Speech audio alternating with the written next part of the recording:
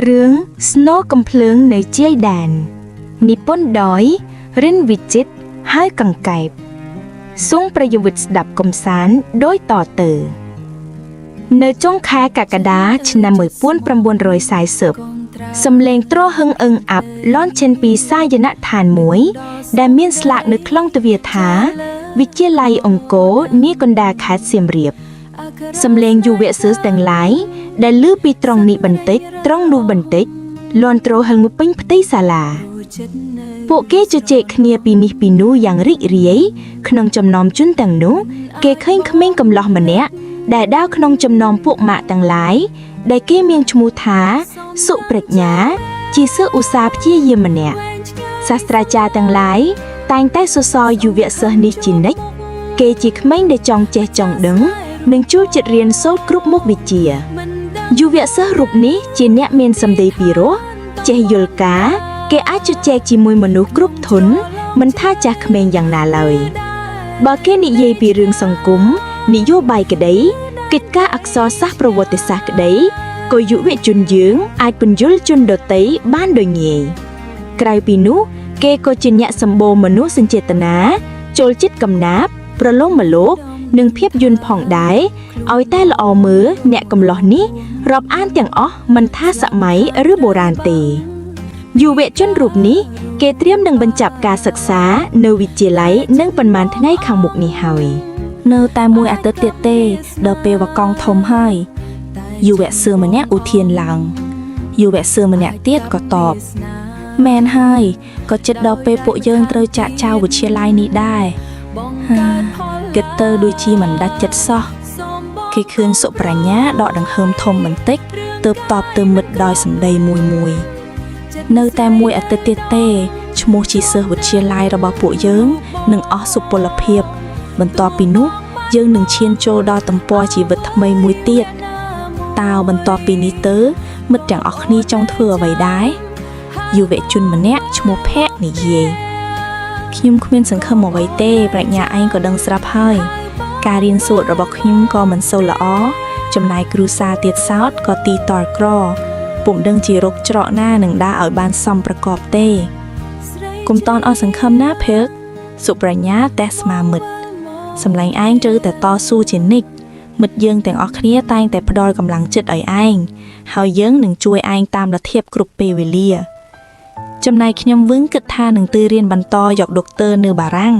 ឪពុកម្ដាយខ្ញុំចង់ឲ្យខ្ញុំក្លាយជាពេទ្យល្អណាស់តារាសុប្រាជ្ញាតបហើយចុះសុប្រាជ្ញាឯងគិតធ្វើអ្វីដែរឯងពូកាយ៉ាងនេះមុខជាបានធ្វើថៃធំកុងសីឲ្យមើលទៅតារានិយាយខ្ញុំមិនដែលប្រាថ្នាសោះសុប្រាជ្ញាតបទៅមុតហើយចុះសម្លាញ់ឯងចង់ធ្វើអីខ្ញុំមិនដែលប្រាថ្នាចង់ធ្វើមន្ត្រីអ្វីនោះទេព្រោះគ្មានចំណងសោះម្យ៉ាងទៀតសម្លាញ់ទាំងអស់គ្នាដឹងស្រាប់ហើយស្រុកយើងសពថ្ងៃពុករលួយណាស់ចង់ធ្វើមន្ត្រីក៏លំបាកដែរគ្នាពុំដែលចូលចិត្តការលូនក្រាបអែបអបនោះសោះ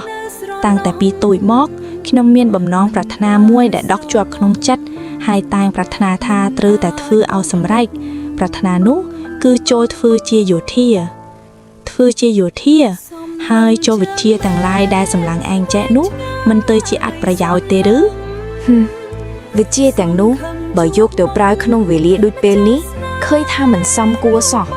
ដូចជាយកអំបិលមួយក្តាប់ទៅបាយក្នុងទន្លេដ៏ធំក្បួនទាំងឡាយដែលខ្ញុំបានរៀនប្រហែលជាមិនអាចប្រើការក្នុងសង្គមនេះទេសម្លាញ់ឯងប្រកាសចិត្តហើយឬខ្ញុំគិតច្បាស់លាស់ហើយនៅតែជម្រាបពុកម៉ែទេការដែលខ្ញុំចង់ធ្វើជាយោធានេះក៏ព្រោះតែទិដ្ឋភាពសពថ្ងៃដែលយើងបានឃើញស្រាប់ហើយពួកចៅឆ្លៀនពៀនវាចង់តែទន្ទ្រានយកទឹកដីជាតិយើងទេមើលចោះយុទ្ធជនទាំងឡាយនៅជេដែនពួកគាត់តស៊ូទាំងយប់ទាំងថ្ងៃក៏ដើម្បីតែការពារបូរណភាពទឹកដីនៃជាតិនេះឯងបើយើងទាំងអស់គ្នាមិនក្រោកឡើងតបតគិតតែពីទើនួយស្អាតឈោអោបដៃមើលជាតិយើងមុខតែនឹងត្រូវលិចលង់ជាមិនខានឯងគិតយ៉ាងនេះពិតជាត្រូវណាស់ខ្ញុំក៏ចង់ធ្វើដូចជាឯងដែរតែសម្លាញ់អើយគ្រួសារខ្ញុំមិនយល់ស្របសោះមិនអីទេតារាការងារណាក៏ដូចការងារណាដែរមិនថាកាន់អាវុធឬកាន់បកាឬកាន់ចបធ្វើស្រែចម្ការក៏ដោយ เอาแต่ยืงประกันชอบนุยอุดมปกติดำก้อนประยาวเจียดเจทุมโนฉบักจีประซาให้กรอนแต่ขนงกะละเตสะนี่ประกอบที่มีนกาหลุมบ้าเฮานามวยเคียวเมียนเสดปรารถนาตั้งติยูหมกเฮยพ้องแมนให้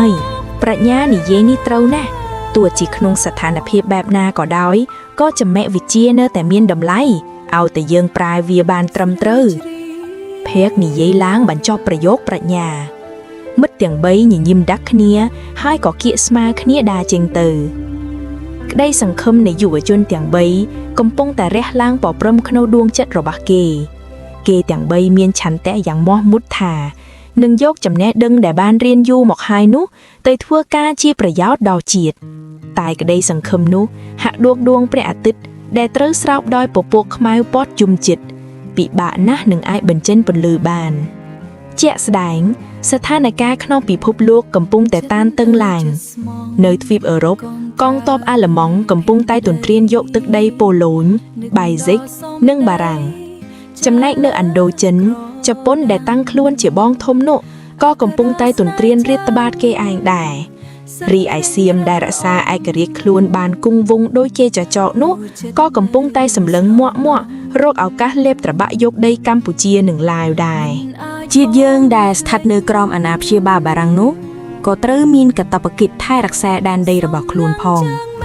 หายุทธจนเยิงมูจำนวนเตี้ยก็บานช่วยบารังขนมสงครามโลกเลือกติปีพองดอยดบิดทาเซียมบานทวีสจาปั้นกติกาสันติเพียบจมวยบารังเนื้อไงดับปี้มิถุนากระไดก็เยิ่งเนยแต่เหมือนตอนอากศกสารใดขนมขณะใดเชียดกำปงแต่โรงกลัวอย่างนี้หายก็เน่าแต่เมียนเนียมเมินมูจำนูนเฉลียดเกงประวิงเทื่อจีเชื่องจะเนาะโยกชีวเชียดดอสตูดสดางเทื่อเชียประหยัดต่อคลวนเตียดเกเฉลียดหลุดเอาลูนกราบดักแหนกทมดำใบบางเรียบแต่เกสำลุดกำแห้งดอนแหนตุยตัดอัตราประนัยก้าได้เยื่องบ้านเลือกยอกหมกเรียบรอบขังเลือนี้ให้ได้ชีปปกขมาได้บิดบังสูแซงในยูเวจนยื้งเอาเล็กบัดชนังสบายออนตะกาปีบ้านังบันเจนบนลุยบ้านตาอย่างน้าก็เยื่องบ้านดังปีสกดีเด็ดยาจัดในยูเวจนยื้งหอยอุปสรรคอย่างไรนี้มุกไตมันอาจเรียร่างชันเตะขนงยูเวพีบระบอกเกบานตีเวลี่ในคายกากระดาบานก่อนลองพอดตื้อคายไซห้าก็โจหมอกดอลสถานการณ์ปีพบโลกก่อการไต่ตานตึงล้างวิสมาเก้าก่อบานเชียนโจหมอกดอลเจสถาโปยุเวจนยืงก่อใบขณีตือเตะเรียงเฮงคล้วนโดยป้วมนวมยกเนื้อสิกได้สังคมดอมมุดเตอจีมวยพองสุปรัชญาเลียกูกวนตระลับตือภูมิกำนัดได้สถัดเนื้อสรุปปุ๊เพียขังเจื้องในกรงเสียมเรียบสถานการณ์สรุปเตะแปรปรัวกันแต่อูอับตื้อเปรียบโดยชีปกเมาแด่หมกบังเมฆาเอาเงเงิดโซนทรงมวยทั้งไงเกลือแต่สำเลงจุดแจ๊กสึกเขี้ยวปีสังกรีมบานชาบแฉะล่างยางสันโทสันเทาเนยอรบหายอิติปุระบะวิก่อเรียวด้านหมดดาวสรับเยิงได้การนี้นอมเอาเกตามด้านดอยยกจะตุกดักปีกาวิวอดในสถานปีภพโลกจนคลาใดจุสดับครั้งยบล่างเกอัดเดเตปรูเนยจำสดับดำเนิงแดบไส้ตามวิจุหมปีเปรนุโกรุซีบารังอาลมังดำเนิงพลายใจแต่เมียนรอทั้งไงอยู่แวะจนสุปรัชญาได้จีเนะจองแจ๊จองดึงเรื่องสังคมนุก็คล้ายจีเนะตามดานหนันเกได้ตบดแทคล้วนจีเนะแจ๊เพียซาบอร์เตพองกลางนาสดับจอบเกก่อนน้อมเคียวิเพียกปีไซเรื่องปอดมินหายจ่าแต่งไล่แตงสอดสายจีนิดปีพีไวชลาดระบสุปรัชญาจีนิดอยู่แวะจนสุปรัชญาตบดท่าเนอขมิงใต้เกจีมนุษย์ได้มีมันเอกซิกาหนึ่งอุดมกติยังหมดม้อมกูบซ้อมหนึ่งชั้นเตียกหนึ่งอยู่แวะเพียบระบอกเกพองนุเธอไอเกเปรียบบานหนึ่งกรอบเป็กได้มันตอนชนะหรือเจียตุ่มเปี้ยงดอลอมวยดำได้หนึ่งเตอคล้ายเจียสอตรุงในประเทศชีดเนอเป้ขังบุกนี่กึดเตอปุจะกระปวดเป็นจีโลบลุนแมนแจตดาเฉลียนเปียนเกอัดชุบปุวิยเตอดาวกันไหลนะจีจวนเกกันไหลนูปิดเชสาฮาวปรีไซแมนแต่แจ๊มาแนะสอสกือทมิงบะจิตอ๋อคอมปรังในใยแตงชกาได้ชกาจืนพองกูโกนระบกวดได้มีนจำนับประหายคนี้สอกซอโดยจิเกเลียมาไซแดเนอกระแบนุกระตอบเป็นได้ท่าแต่สุนเฮยนู่มอปีประเทศเกคลั่งใบยื่งจ้องกับเอาเกจีจวนยืงตัวแต่ยืงนี่คลั่งได้ลือดดนู่ตาสุนกระตอบวิงไอเลิศตาเมียนแองทาเมาเธอยังหน้าเติบครั้งบ่ไอเลิศนี่ยืงเตยเกจวนสำกอดกอบไกไงจังนู គ្មានផ្លូវទេពុំមាន់មុខជាត្រូវតូចជាងមេមាន់ហើយលោកយាយម្នាក់នៅក្បែរនោះនិយាយឡើងតែសុប្រាជ្ញាឆ្លើយកាត់ភ្លាមវិធីប្រកាសជាមានលោកតាមានក៏ឧទានឡើងមានវិធីអីចៅឯងឆាប់និយាយមកដើម្បីជួយជាតិឲ្យខ្លាំងគេត្រូវស្វែងរកវិធីដែលអាចធ្វើឲ្យជាតិខ្លាំងវិធីដែលធ្វើឲ្យជាតិខ្លាំងលុះត្រាតែគេមានមេដឹកនាំល្អនឹងរិះរឹងមាំជាមុនសិនអ្នកប្រាជ្ញចិនឈ្មោះវ៉ៃយ៉ាងបានពោលថាជួបព្រះអង្គឆ្លៀសស្វ័យគឺខ្លាំងជួបព្រះអង្គធម្មតាគឺខ្សោយជួបព្រះអង្គអត់បានការគឺវិនាសមេដឹកនាំជាអ្នកសម្រេចរាល់កិច្ចការទាំងឡាយរបស់ជាតិមួយរើបានមេដឹកនាំល្អជាតិនោះក៏អាចរីកចម្រើនឆ្ពោះទៅរកភាពរុងរឿងតែបើជាតិនោះមានមេដឹកនាំមិនល្អក៏គង់តែឈានទៅរកការវិនាសជាមិនខានដូចជាត្រូវដែរតាឯងកុំមកទៅមើលឲ្យក្មេងគ្នានិយាយឲ្យចប់សិនទស្សនៈជនជាតិចិនពោលថារាជខ្លាំងទើបអាចរើសបានមេដឹកនាំល្អមេដឹកនាំល្អទើបអាចនាំជាតិឲ្យរីកចម្រើនឃ្លានេះស្របគ្នានឹងទស្សនៈលីគួនយូដែលយល់ឃើញថាដើម្បីជាតិមួយខ្លាំងលុះត្រាតែរាជក្នុងប្រទេសនោះខ្លាំងដូច្នេះបើចង់ជួយជាតិយើងត្រូវធ្វើខ្លួនឲ្យคล้ายជារាជខ្លាំងជាមុនសិនធ្វើជារាជខ្លាំងនោះតែយ៉ាងម៉េចទៅចៅរាជខ្លាំងគឺរាជដែលមានចំណេះដឹងនិងវិន័យហើយស្គាល់តួនាទីរបស់ខ្លួនឯងអ្វីក៏ត្រូវផ្ដើមពីខ្លួនឯងដែរដើម្បីคล้ายជារាជខ្លាំងដំបូងឡើយយើងត្រូវរៀនដុសខាត់ខួរក្បាលខ្លួនឯងជាមុនសិនផ្ដើមពីការលាងសម្អាតនៅគំនិតអន់ថយគំនិតអវិជ្ជមានហើយបន្តទៅបណ្ដុះគំនិតជឿនលឿនផ្សំនៅផ្នែកគំនិតល្អនិងបន្តផ្សព្វផ្សាយដល់អនុជនជំនាន់ក្រោយដែលជាទំពាំងស្នងឫស្សីផងបន្ទាប់ពីមានផ្នែកគំនិតល្អរួចមកយើងត្រូវរៀនបណ្ដុះវិន័យក្នុងខ្លួនវិន័យគឺច្បាប់វ៉ៃយ៉ាងបានពោលថាច្បាប់ខ្លាំងប្រទេសខ្លាំងច្បាប់ជាតិច្បាប់សង្គមរដ្ឋធម្មនុញ្ញច្បាប់គ្រួសារចេះគោរពឪពុកម្ដាយរៀមច្បងលក្ខនិងច្បាប់ផ្ទាល់ខ្លួនសិលធម៌គុណធម៌សុជីវធម៌ដាច់ខាតយើងត្រូវតែគោរពដោយឆ្លៀសវៃទើបអាចคลายខ្លួនជារាជខ្លាំងក្រៅពីបណ្ដុះផ្នត់គំនិតល្អនិងវិន័យក្នុងខ្លួនហើយយើងត្រូវបណ្ដុះស្មារតីត្រូវចេះភ្ញាក់រលឹកជានិច្ចពីតួនាទីខ្លួនដែលជាពលរដ្ឋក្នុងសង្គមតួនាទីក្នុងសង្គមពលរដ្ឋគឺជាម្ចាស់ប្រទេសត្រូវតែចេះឈឺឆ្អាលរឿងជាតិជានិច្ចក្រៅពីនោះយើងត្រូវដឹងពីមុខនីតិផ្ទាល់ខ្លួនបើជាយោធាត្រូវគោរពតាមវិជ្ជាជីវៈជាយោធាបើជាគ្រូបង្រៀនលក្ខលើសពីនេះទៀតយើងត្រូវរៀនបណ្ដុះសាមគ្គីភាពរវាងគ្នានឹងគ្នាចងបាច់គ្នាជាធ្លុងមួយដោយពាក្យចាស់ថាចង្កឹះមួយបាច់គេកាច់មិនបាក់ឬដោយសុភាសិតបារាំងថាសាមគ្គីជាកម្លាំងភាពរីកចម្រើននៃជាតិគឺត្រូវពឹងអាស្រ័យទៅលើកម្លាំងរួមនៃប្រជាជននេះហើយបើយើងជាប្រជាជនរវល់តែប្រកាន់បកប្រកាន់នរណាការមិនព្រមរួបរวมគ្នាតើធ្វើម្ដេចនឹងអាចជួយគ្នាកសាងជាតិបានពាក្យចាក់ថា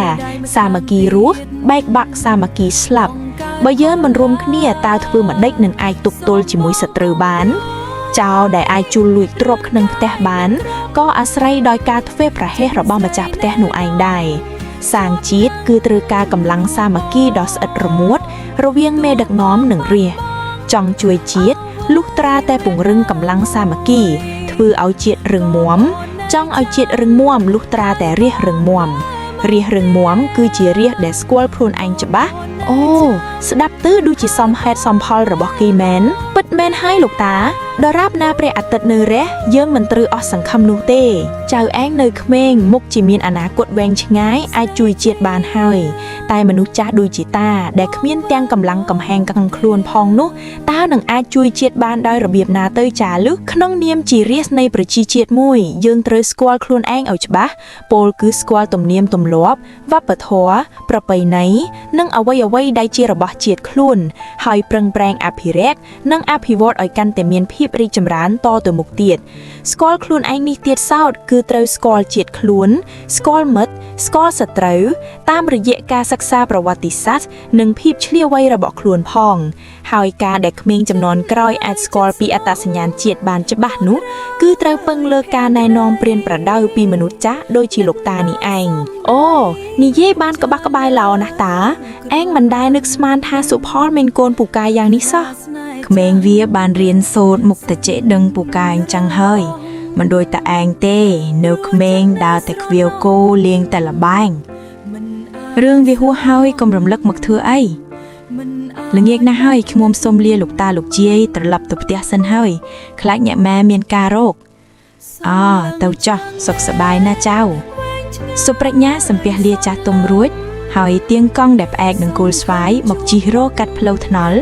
រួចបត់ឆ្វេងតាមផ្លូវតូចមួយខ្សែដែលមានដើមឈើដុះអំសងខាងផងបានមួយសន្ទុះកំឡោះយើងស្រាប់តែជប់កង់ដោយតក់ដំណើរនឹងនារីម្នាក់នាងនោះមានសម្បល់ស្រអាមមុខមូលក្រឡង់ច្រមុះស្រួចកែវភ្នែកថ្លាបបរមាត់ក្រហមបិទបារកបញ្ចេញធ្មីងសកបោះដូចភ្លុកដំរីនាងបង្ហាវាចាយ៉ាងស្រួយស្រែកមកកាន់យុវជនយើងថាបងប្រាជ្ញាបាទគឺបងហើយចុះច័ន្ទទៅណាដែរល្ងាចថ្មនេះហើយខ្ញុំមានការទៅខាងចុងភូមិបន្តិចបងអាយ៉ាអីក៏ចៃដន្យម្លេះឡាញកង់មកបងជូនទៅចាបងនារីស្រក់ឡើងអង្គុយលើរៀនកង់ខាងក្រោយសុប្រាជ្ញាក៏ប្រាំងចំកោងខ្នងរួចធាក់តូចក្រយានចេញពីទីនោះទៅនៅតាមផ្លូវគេទាំងពីរសាសង់គ្នាជួបរហូតខ្ញុំឮថាបងឯងបានបញ្ចប់ការសិក្សាថ្នាក់វិទ្យាល័យហើយមែនទេបងមែនហើយអូនហើយឈប់បងមកដល់ស្រុកតាំងពីពេលណាដែរបងមកមួយអាទិត្យហើយបងឯងនេះចិត្តអាក្រក់ណាស់មកដល់ស្រុកហើយមិននឹកណាទៅលៀងខ្ញុំសោះមិនមែនបែបនេះទេមកពីប៉ុន្មានថ្ងៃនេះបងរវល់ពេកមកបល់ភ្លាមក៏ត្រូវចាស់ទុំពឹងឲ្យជួយបកប្រែព័ត៌មានឲ្យគាត់មិនសូវបានទំនេរសោះតែតាមពិតទៅបងនឹកអូនសឹងស្លាប់ទៅហើយសម្ដីបងនៅតែផ្អែមនៅតែពូកែដោះសារដដែលតាមពិតរវល់ដើរលេងមើលស្រីស្រីឯណាក៏មិនដឹងគ្មានទេពិតជាគ្មានមែនណាបើមិនជឿអូនលលេងនឹងបងទេអូនណែយើងទៅផ្ទះតែម្ដងទៅនឹងអាណាលអូនបានទៅលេងពូមីងផងបានតោងឲ្យជាប់ទៅអីចឹងថាហើយកំឡោះយើងក៏បង្កើនលបឿនកង់ឲ្យកាន់តែលឿនដែលមាននារីដ៏ល្អឆើតនៅពីក្រោយទោះជាផ្លូវពិបាកយ៉ាងណាក៏គេឥតមានអារម្មណ៍ថានឿយហត់ដែរចំណែកច័ន្ទវឹងនាងអោបចង្កែគេជាប់ឆោមស្រស់ផ្លែកខ្លួនទៅលើខ្នងដ៏មាំរបស់គេចំណូលខ្យល់ដែលបរិបូរដែលឃ្លីងប្រហើរនៃស្រីបានរសាត់មកប៉ះកាយនៃគូសង្សារទាំងពីរជើងមេឃដែលនៅសែនឆ្ងាយមានពណ៌ក្រហមទុំដោយអំណាចនៃព្រះសុរិយាដែលកំពុងអសន្តង្គតទិដ្ឋភាពនោះដែលល្អដូចផ្ទាំងគំនូរបែបនេះតែងតែញ៉ាំងអារម្មណ៍នៃជនទាំងឡាយឲ្យរំភើបរីករាយផុតអស់ទុក្ខកង្វល់តែសម្រាប់សុប្រាជ្ញានិងច័ន្ទគេទាំងពីរកំពុងតែមិនមានរីករាយលើសជនទាំងពួងទៀតព្រោះខណៈនេះពួកគេទាំងពីរហាក់ដូចជាកំពុងតែអណ្ដែតក្នុងលំហនៃសុភមង្គលដ៏ល្វឹងល្វើយសុប្រាជ្ញានិងច័ន្ទគេទាំងពីរជាគូសង្សារដ៏ស្មោះស្ម័គ្រទំនាក់ទំនងរវាងគេទាំងពីរក៏ត្រូវបានចាស់ទុំទទួលស្គាល់ដែរគេទាំងពីរជាអ្នកភូមិជាមួយគ្នារាប់អានគ្នាតាំងពីនៅក្មេងដូចពោលនិងវិស័យ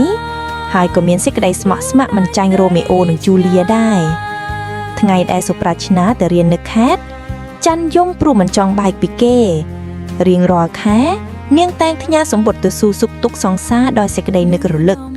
6 ឆ្នាំកន្លងផុតទៅច័ន្ទនៅតែរក្សាបាននៅភក្តីភាពឥតព្រួលប្រែទោះជាមានប្រុសប្រកក្នុងភូមិតាមសុំស្នេហ៍យ៉ាងណា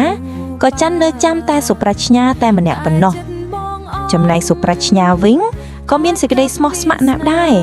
គេឃ្លាតទៅទីក្រុងអស់6 ឆ្នាំក៏ចាត់នៅជាប់នឹងបុប្ផាជនបទមួយតោងនេះឥតព្រួលប្រែឡើយតោចក្រាយានបាននាំគូសង្សារទាំងពីរឲ្យទៅដល់មុខផ្ទះមួយដែលសង់ពីឈើប្រក់ក្បឿងក្រហមឆ្អិនឆ្អៅនៅចំពីមុខផ្ទះនោះមានដើមផ្ការាជព្រឹក្សដែលបញ្ចេញផ្កាពណ៌លឿងសំយុងចុះក្រោមយ៉ាងឆាតឆាយសុប្រាជ្ញាទុកកង់ស្រួលបួលហើយក៏នាំសង្សារដើរចូលទៅក្នុងផ្ទះនៅក្នុងផ្ទះគេឃើញមនុស្សស្រីចំណាស់ម្នាក់កំពុងបត់ខោអាវនិងបុរសចំណាស់ម្នាក់កំពុងឈរនៅមាត់បង្អោយភ្នែកគាត់សម្លឹងទៅឆ្ងាយដូចជាកំពុងរិះគិតរឿងអ្វីមួយនៅមាត់របស់គាត់មានបៀមខ្សៀដែលធ្វើពីឫសដើមឫស្សីមួយផងពុតម៉ែកូនមកវិញហើយសុប្រាជ្ញានិយាយទៅកាន់មីងសុផលដែលជាម្ដាយរបស់គេស្ត្រីចំណាស់តបទៅកូនវិញ អង្គុយចោះមកកូនសុប្រាជ្ញាអង្គុយចូលចិត្តម្ដាយហើយនិយាយម៉ែមើលណែខ្ញុំនាំអ្នកណាមកលេងនេះ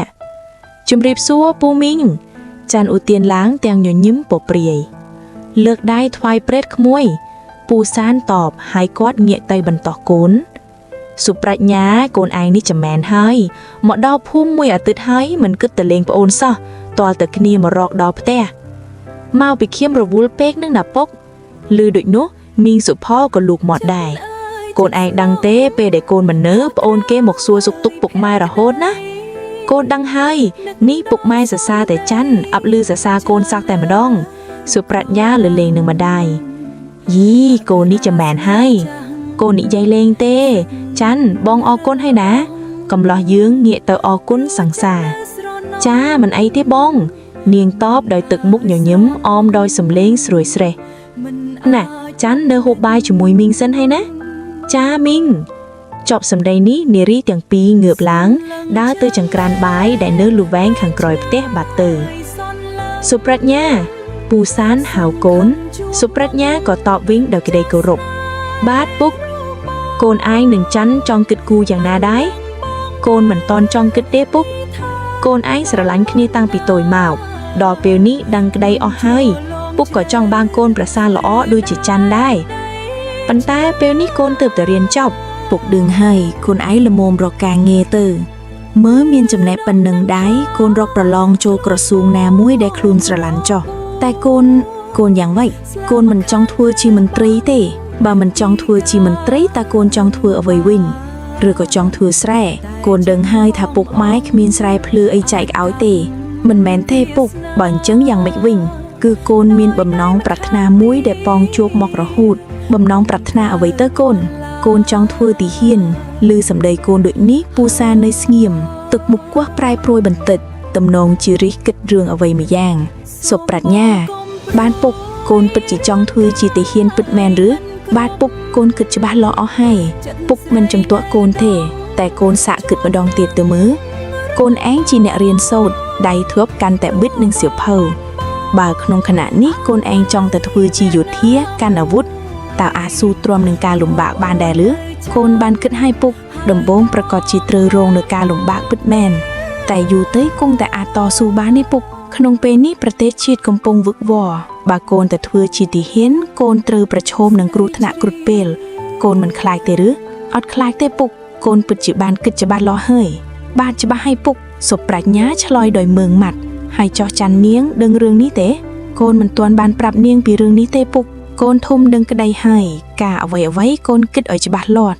ហើយសម្រេចដោយខ្លួនឯងចុះណាបាទពុកភ្លាមនោះគេឮសូរសំឡេងមីងស៊ុបហ្វោស្រែកពីផ្ទះបាយមកណែពុកវាបាយមហូបរៀបចំរួចហើយអញ្ជើញមកពិសា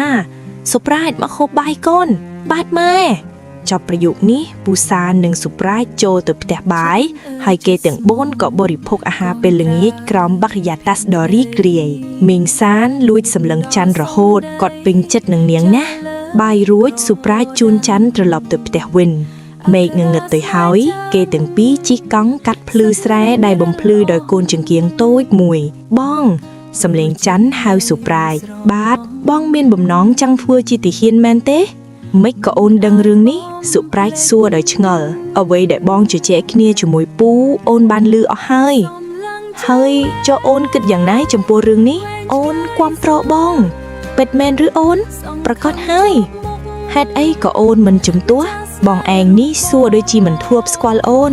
បងពិតជាមិនយឺមែនបងគិតថាបើនិយាយរឿងនេះអូនច្បាស់ជាមិនសប្បាយចិត្តជាមិនខានត្រូវតាមពិតអូនមិនសប្បាយចិត្តមែនបើបងធ្វើទាហានបងនឹងត្រូវឃ្លាតពីអូនបារម្ភខ្លាចបងមានគ្រោះថ្នាក់ប៉ុន្តែអូនមិនខ្វាត់បងទេ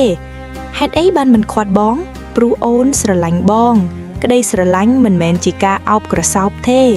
អូនពិតជាគិតដូចនេះមែនឬមែនហើយបងមិនជឿអូនមែនទេជឿបងជឿអូនបងមានឧត្តមគតិមានទឹកចិត្តស្នេហាជាតិ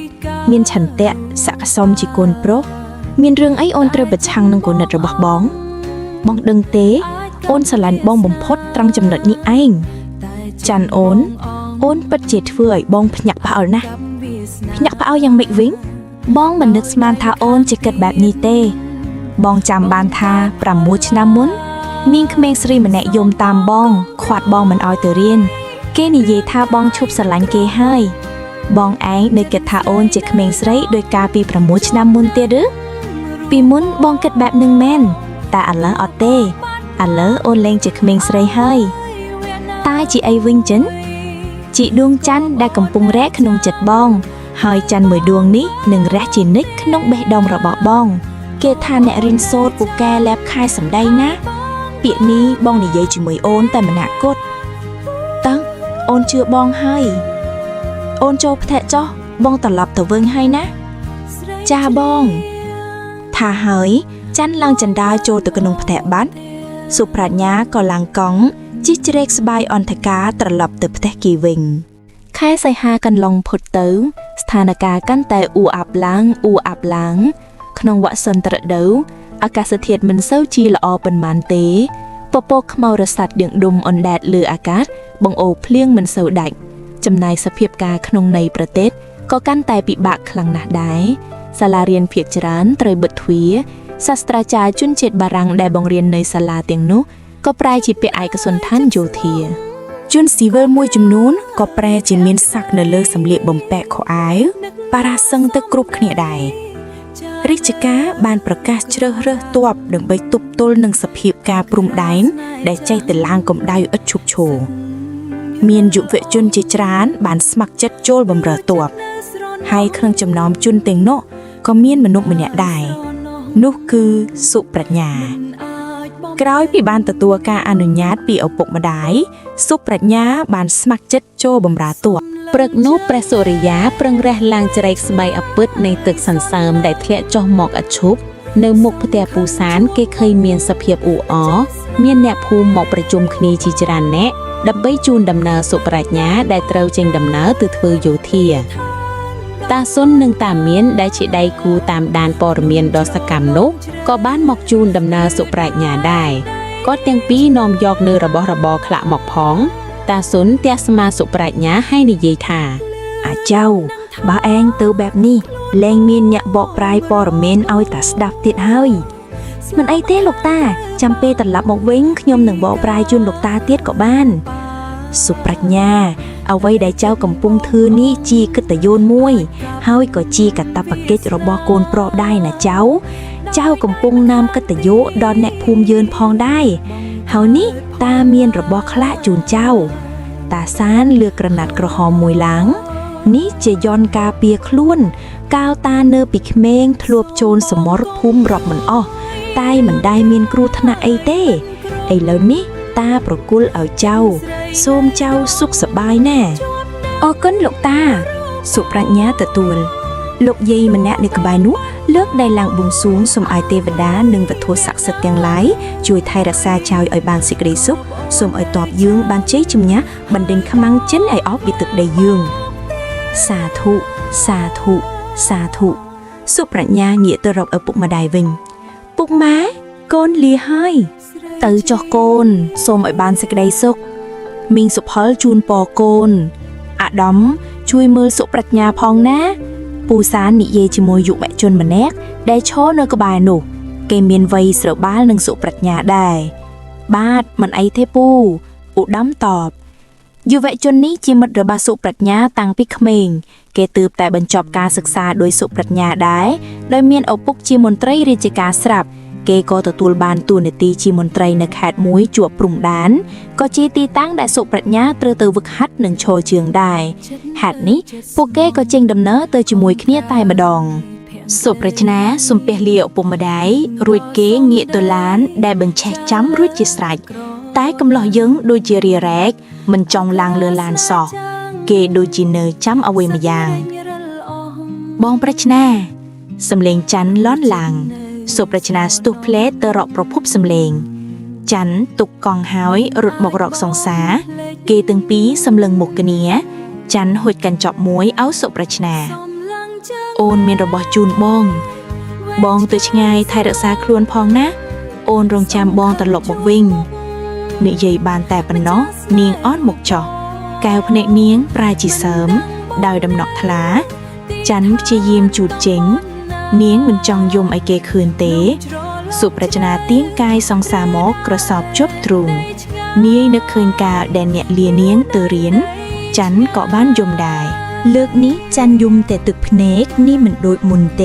เลิกมุกจันยุมพรุเกโดยซาเนียงกิดแท้เกมันสลังเนียงเติบจ่าเจ้าใต้เลิกนี้จันยุมพรุเสกใดอะไรตึกพเนกเลิกนี้มันแม้นจิตึกพเนกเขมงสไรด้วยมุนเตียเตจิตึกพเนกในยุเวเนรีมวยรูปได้โปรมและบองมนุจิตีสลังเอาตือบำปิงกับตาปกิจจุยเจียดสุเปรกญาดอกดังหามทุ้มรุ่ยนิเยแต่กันสองสาแท้คลวนหน้าโอนสำลังบองลีเฮยโอนคือจิดวงจันทร์ได้แระจีนิกขนมดวงเจ็ดบงเหมือนยูเตบงหนึ่งตรลอบมากรกโอนเว้นเหมือนคานทายเฮยสุเปรญญาดอกแสได้อังกาหมึกแสปีได้ระบอกเก๋หุดเอาจันบองขมินเอาไว้จูนโอนเตเมียนแต่แสได้อังกาหมึกแสนี่เดะบองถลบแปะจอบครวนระโหดบองสมจูนโอนซึนโจจันสมออยบารมัยวัทกศักดิ์สิทธิ์ตึงลายทือจิกาสนักสนายฮาในยังตึงปีสมัยโอนบานจวบแต่สิกได้สุบจินิกจันจูตึกพนัยตัวตัวระเบาะปีสองสาเนียงปรังอย่าย้ำจูนดำนาเก้เตียงบรรจองเคลียดสุปรชญาเลิกได้สัมเปียเลียอบุกมาได้ยังแหนภูมาดองเตี้ยให้เก้ลังเลือลานได้บรรเชแมสินจำสไลนุ่มเมียนอดดมจิญญกันจึงโกดล้านเจงดำนาตื้อสุปรชญาเมียนอารมณ์วิลวลนะเกจ้องแต่ปรับอดดมออยฉุบล้านดักใบจอกเตเลียจันมาดองเตี้ยอำนาจในสิกฤษนาหาทั่วออยสุปรชญาเกตทานันประดูแรงตัวถวยจิโยธีดำใบบันในกบาริจันแต่สำเลงในสัมปูชเนี่ยบานปรับทาเกมันอายทั่วดุชเนบานไหลล้านโลนกัดเพลวล้มได้แว่งหายบอดแบนนือสองค้างเมียนแต่สพีบเวียสแรได้เมียนปอใบตองสรงงัดสแรคละได้เมียนเสริงตุ้มให้ก็มีนปัวเลื้องโดยจีกำไรปรุมเมียสุปราดญาเอ็ดเมียนรมจูลเจ็ดหนึ่งแต่สพีบนูซออารำเกดึดจวบแต่หนึ่งจันแต่ก่อนนอกำเลาะเยิงเลือกโยกกันจอบได้จันเอาเก๋ยอกหมกบากเหมือเกคืนมีนกระม่าหมวยรูปทอดมูสันลึกได้มีนประดิษฐ์รูปจันอย่างยิ้มหนึ่งสมบทมวยฉบับได้มีนรุมเล็กตัวอักษรอย่างสะอาดโดยประดามสึกเดธาเสียมเรียบทั้งไอตีใบค่ายกัญญาชนะหมดกวนประมวลรอยแซ่สบจูนจมปูบองเจติสนาหาบองสำลันเปลดะบองบานอ่านสมบุตรนี้จีเปลมวยได้เยื่นเคลียดคณีให้คือบองบานจากเจ้งเตยทั่วจีโยเทียดำใบกาเปียจีดขแม่เปลนี้อารมณ์โอนเนื้อมันสงบเลยโอนจองควัดบองเอาเนื้อจีมวยโอนนะปลุกปุเยืองเติบแต่บานจูบเนี้ยขนมเปลเคลยปันนอบองดันเทกาแดบองเจงปีพุ่มเตยเรียนเนื้อแคททั้งไงนาก็โอนนึกดอบองได้โอนตายตายตึงตึงรงจำทั้งไงแดบองตรลบบกวิงหายโอนตายตาสังคึมจีนิกทาเปียแดบองตรลบบกวิงเยินหนึ่งบ้านเรียบกาให้ร่วมโรจิมวยคณีดอยสุเพะเมงกุลประมุยชนำบองเรียนจ็อบบองตรลบบกวิงเฮยโอนสบายเจ็ดนะโอนรมเปิงทาสกได้ปรารถนาแด่โอนรงจำออกประมุยชนำหนึ่งบ้านคลายจีกาปึดเนื้อเปลนี้ตายกรบยางปต้อยสรละกระไดสังคมบายไตรกบบัดขนมกุมโนในอุปสรรคปลูกขนมเปลดอกไคล้บองบ้านสำเร็จจัดจะเจงปีโอนมาดองเตียดโอนจำทาตั้งปีบองตรลบมุกวิ่งเยื่อมันจูคนีแต่มาดองปนนบองสำลังตามปิดตื้อโอนปิดจะมันจองอ้อยบองตื้อมันจองอ้อยปุยืนเครียดง่ายปีสุแผะเบงกูลได้โอนปรารถนาลอยโอนชงอนนะเฮ็ดเอาไว้บองสำเร็จจัดด้วยนี่โอนกิดปีสมได้บองกิดเฮากิดเตียดเติบโอนบานโยธากาและบองดำใบเชียดคือและบองดำใบครูนอ้างนึ่งแหยะจำนวนกรอยสุแผะเบงกูลเชียดเติบยือสุแผะเบงกูลดอกปิดปรากฏระบะยืงโอนสระแหลงบองตายบ่โอนเอาบองตกมาในไอ้นุโอนหนึ่งคลายเชี่ยมนุอาจมานิยมบ่มผดกาสำหรับจัดระบบบองคือปิดจิตรำเตอหนึ่งโปเป็งดอยอุดมกติหนึ่งกิตยุยางไกลแหลงเป็นนี้โอนโยลฮาลีให้โอนระตายสระแหลงบองทเวดองโอนโยลธาโอนปัจจิเมียนสำนางนะดาบานสกวลหนึ่งบานคลายเจมนูจิตตี้สระลังระบบบองบองไตรจามแทตูจิขนงกะละเตสกะนากะดอยโอนในแต่ความโตรบองในไตสระลังบองให้โอนเชื่อเจทาบองนังตะตัวบานจกเจขนงพีระเกตลึกนี่ អូនសូមបួងសួងឲ្យវត្ថុស័ក្តិសិទ្ធិទាំងឡាយនាដែនអង្គរនិងទេវតាទាំងអស់ដែលថែរក្សាទឹកដីខ្មែរសូមជួយថែរក្សាបងនិងកងទ័ពខ្មែរទាំងអស់ឲ្យបានជ័យជំនះគ្រប់សមរភូមិសូមឲ្យប្រទេសជាតិយើងឆាប់បានឃើញពន្លឺសន្តិភាពសូមឲ្យស្នេហាយើងទាំងពីរឆាប់បានជួបនឹងសុភមង្គលបងសម្លាញ់អូនមិនពូកែរៀបពាក្យពេចន៍ឲ្យពីរត់ទេហើយសម្បត្តិមួយច្បាប់នេះក៏មិនអាចរៀបរាប់អស់ពីទំហំនៃដងចិត្តអូនដែរអូនដឹងថាសម្បត្តិនេះនឹងមានចំណុចខុសឆ្គងច្រើនតែសេចក្តីខុសឆ្គងទាំងនេះមុខជាត្រីផាត់ចោលដោយអំណាចនៃសេចក្តីស្រឡាញ់ជាជាមិនខានមែនទេបងជាចុងបញ្ចប់នៃសម្បត្តិនេះអូនសូមជូនពរបងឲ្យបានជួបតែសេចក្តីសុខកុំបីឃ្លាតសូមបងទទួលនឹងការនឹករលឹកពីខ្ញុំដោយស្មោះស្ម័គ្រច័ន្ទមួយដួងនេះនឹងរងចាំបងត្រឡប់មកវិញហត្ថលេខាគូជីវិតបងសុប្រាជ្ញាអានសម្បត្តិដ៏បរិបូរណ៍ដោយអត្ថន័យនេះសារចុះសារឡើង 3-4 លើកសម្បត្តិនេះស្ដែងពីសេចក្តីស្នេហាបដូរផ្ដាច់ពិតប្រាកដណាស់គេបត់សម្បត្តិថ្នមដាក់ក្នុងហោប៉ៅអាវជាមួយរូបថតរបស់ច័ន្ទគេហាក់ចង់ឲ្យរូបថតនោះនៅជាប់នឹងទ្រូងរបស់គេគ្រប់ដង្ហើមចេញចូលសុប្រាជ្ញាតាំងចិត្តខិតខំតស៊ូបម្រើជាតិឲ្យសមនឹងការលះបង់របស់សង្សារគេរំពឹងឲ្យតែពពកខ្មៅឆាប់រសាត់ផុតនឹងអាលបានលាតសន្ធឹងនៅកម្រាលនៃសុភមង្គលដ៏បរិបូរណ៍ដោយពីដោក្រអូបឈ្ងុយឆ្ងប់ឡានធ្វើដំណើរផុតស្រុកសូតនិគមរួចឆ្លងកាត់ផ្លូវធំតូចនិងស្ពានជាច្រើនកន្លែងហួសទៅដល់គៀកនឹងព្រំដែនខ្មែរសៀមរួចហើយក៏តម្រង់ទៅទី1ដែលជាសយនដ្ឋានកងទ័ពខ្មែរឧត្តមនាំសុប្រាជ្ញានិងយុវជនដទៃទៀតចូលទៅក្នុងអគារមួយជួបនឹងមេបញ្ជាការជនជាតិបារាំងម្នាក់រួចទៅកន្លែងសម្រាកនៅថ្ងៃបន្ទាប់យុវជនយើងត្រូវបានគេបញ្ជូនទៅវឹកហាត់ក្បួនយុទ្ធសាស្ត្រដើម្បីត្រៀមចូលសមរភូមិក្នុងកំឡុងពេល3ខែពួកយុទ្ធជនយើងបានរៀនចេះពីយុទ្ធសាស្ត្រយ៉ាងស្ទាត់ជំនាញក្នុងចិត្តពួកគេពោរពេញដោយសេចក្តីក្លាហាននិងឆន្ទៈដើម្បីការពារជាតិមាតុភូមិយប់នោះភ្លៀងធ្លាក់ដូចបាក់មេឃខ្យល់បក់បោកស្លឹកឈើលន់ស្រូវប្រែមិនដាច់សោះយូរម្ដងគេឃើញផ្លែបន្ទោចាំងឆ្វាតបំបែកភាពងងឹតក្នុងរាត្រីសុប្រាជ្ញាសម្លឹងមើលទឹកភ្លៀងដែលកំពុងធ្លាក់ចុះពីលើអាកាសចិត្តញាក់នឹកដល់ភូមិកំណើតនឹកដល់ឪពុកម្ដាយនឹកដល់សង្សារកំសត់ដែលត្រូវឃ្លាតឆ្ងាយពីគ្នាផ្គរលាន់រងាស់ហាក់ដូចជាសំឡេងសំលុតគំរាមដល់មនុស្សទាំងឡាយសំឡេងនេះរឹតតែធ្វើឲ្យសុប្រាជ្ញាលិចក្នុងសេចក្តីទុក្ខមួយកម្រិតទៀតយឺនក្រឡេកទៅមើលចំណែកច័ន្ទវិញនាងក៏កំពុងតែសម្លឹងមើលទឹកភ្លៀងដូចគ្នាជាច្រើនយប់ហើយ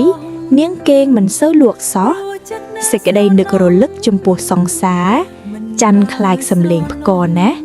ពេលផ្គរលាន់ម្ដងធ្វើឲ្យនាងញ័រចំប្រប់នាងនឹកដល់អនុស្សាវរីយ៍កាលពីក្មេងនាងធ្លាប់ដើរកាត់ភ្លៀងជាមួយគេពេលឮផ្គរលាន់នាងតែងតែរត់ទៅជ្រកក្បែរដើមទ្រូងដៃទាំងពីររបស់សុប្រាជ្ញាក្រសោបកាយនាងយ៉ាងកក់ក្ដៅចិត្តនាងពេលនេះពិតជានឹកសុប្រាជ្ញាខ្លាំងណាស់ព្រោះតែមនុស្សកាច័ន្ទបានលះបង់មនុស្សដែលខ្លួនស្រឡាញ់សុខចិត្តឲ្យគេឃ្លាតទៅទាំងដែលនាងមិនចង់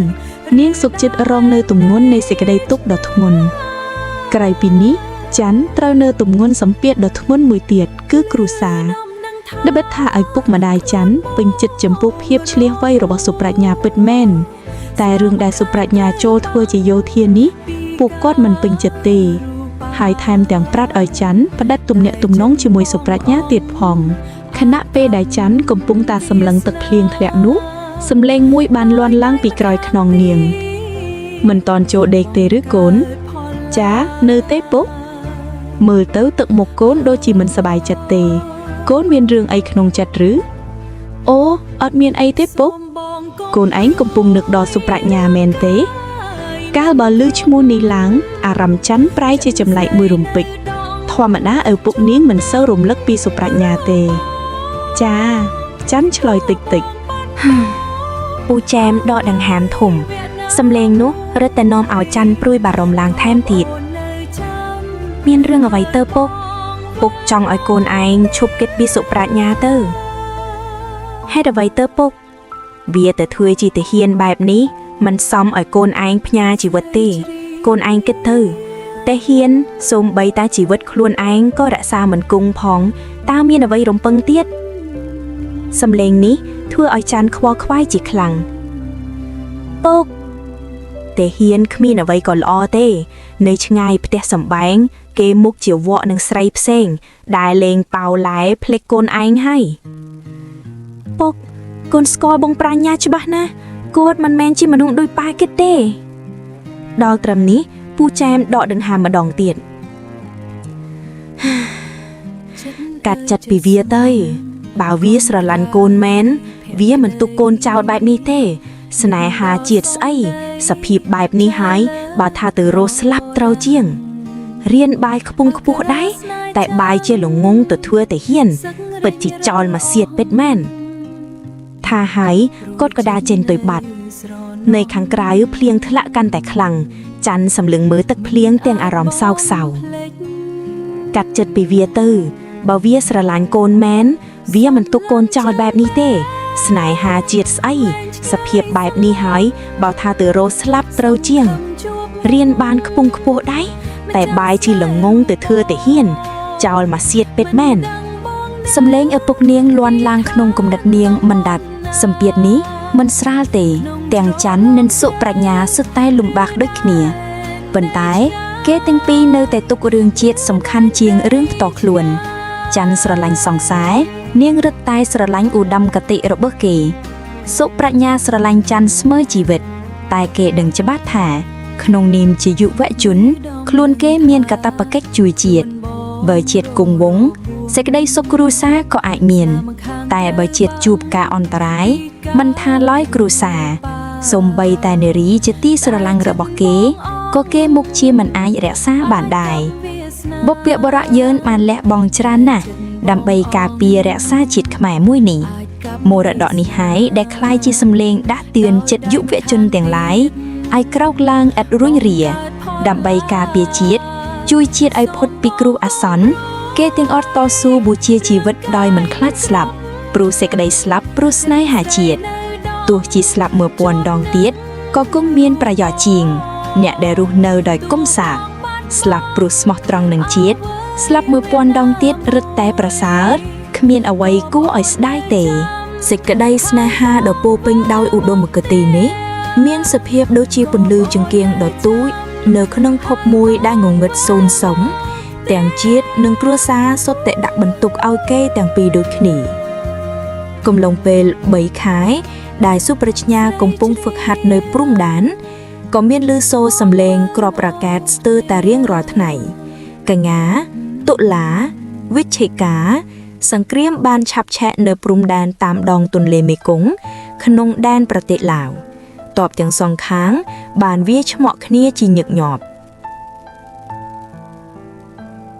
លុះចូលដល់ខែវិច្ឆិកាមេឃក៏កាន់តែងងឹតស្ថានភាពរឹតតែល្អក់កកសុប្រាជ្ញានិងពលទាហានដទៃទៀតត្រូវបានគេចាត់ឲ្យនាំគ្នាទៅប្រមូលផ្ដុំនៅក្រុងសេរីសោភ័ណ្ឌដើម្បីត្រៀមតទល់នឹងទ័ពសៀមក្នុងវេលានោះកងទ័ពបារាំងនៅសាលយុទ្ធភ័ណ្ឌតិចតួចប៉ុណ្ណោះដោយអាវុធទំនើបត្រូវបានគេយកទៅតតាំងក្នុងសង្គ្រាមនៅអឺរ៉ុបស្ទើរអាប់ទៅហើយនៅឥណ្ឌូជិនទ័ពបារាំងសល់តែរថក្រាស់គីងចាស់15គ្រឿងយន្តហោះប្រដេញ14គ្រឿងនិងយន្តហោះទម្លាក់គ្រាប់បែក4គ្រឿងនិងយុទ្ធភ័ណ្ឌតិចតួចទៀតតែប៉ុណ្ណោះតែទោះជាយ៉ាងណាយុទ្ធជនយើងនៅតែមានទឹកចិត្តយ៉ាងអង់អាចដដែលនៅថ្ងៃ28ខែធ្នូទ័ពសៀមវាយចូលតំបន់ប៉ៃលិនដោយបើកចំហលុះដល់ថ្ងៃ8មករាឆ្នាំ1941យន្តហោះទម្លាក់គ្រាប់បែកសេនាធិការកងទ័ពសៀមបានចាប់ផ្ដើមលុកលួយចូលទឹកដីខ្មែរនៅក្រុងមង្គលបុរីបាត់ដំបងសេរីសោភ័ណ្ឌនិងស្ទឹងត្រែងបណ្ដាលឲ្យប្រជាពលរដ្ឋស្លូតត្រង់របស់ខ្មែរដែលមិនជាប់ពាក់ព័ន្ធអ្វីសោះមកត្រូវស្លាប់បាត់បង់ជីវិតរាប់រយនាក់នេះហើយលទ្ធផលនៃសង្គ្រាម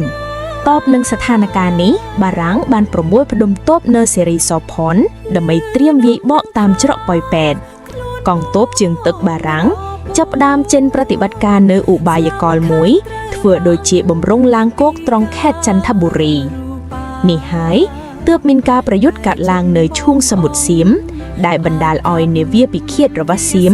លិចលង់អស់3គ្រឿងនិងនាវាយាមឆ្នេរមួយគ្រឿងទៀតទទួលការខូចខាត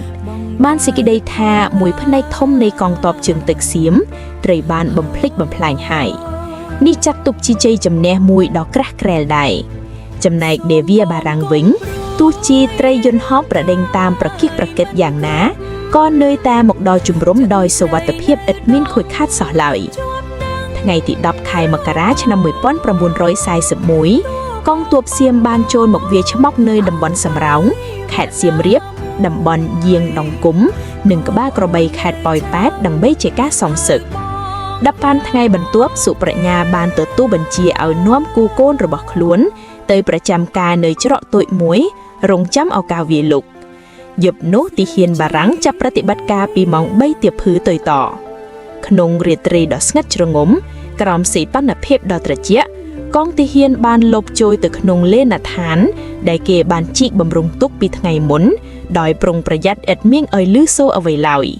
ពេលវេលាកាន់តែខិតជិតមកដល់ទាហានទាំងអស់ក្រាបខ្លួននឹងថ្កល់ដាក់អាវុធគោងលើត្រង់សេតម្រង់ទៅទីតាំងទ័ពសៀមដែលនៅចម្ងាយជាង200ម៉ែត្រពីទីតាំងដែលកំពុងលាក់ខ្លួន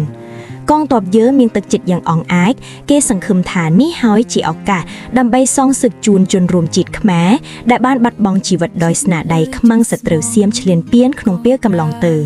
សុប្រាជ្ញាកាន់អាវុធជាប់គេអត់មានខ្លាចអ្វីសោះក្នុងចិត្តយុវជនយើងគិតថាមួយជាតិនេះគ្មានអ្នកណាស្លាប់ពីដំទេហើយបើស្លាប់ក្នុងសមរភូមិគឺជាកិត្តិយសដ៏ធំធេងបំផុតនៃយុទ្ធជនតួប្រុស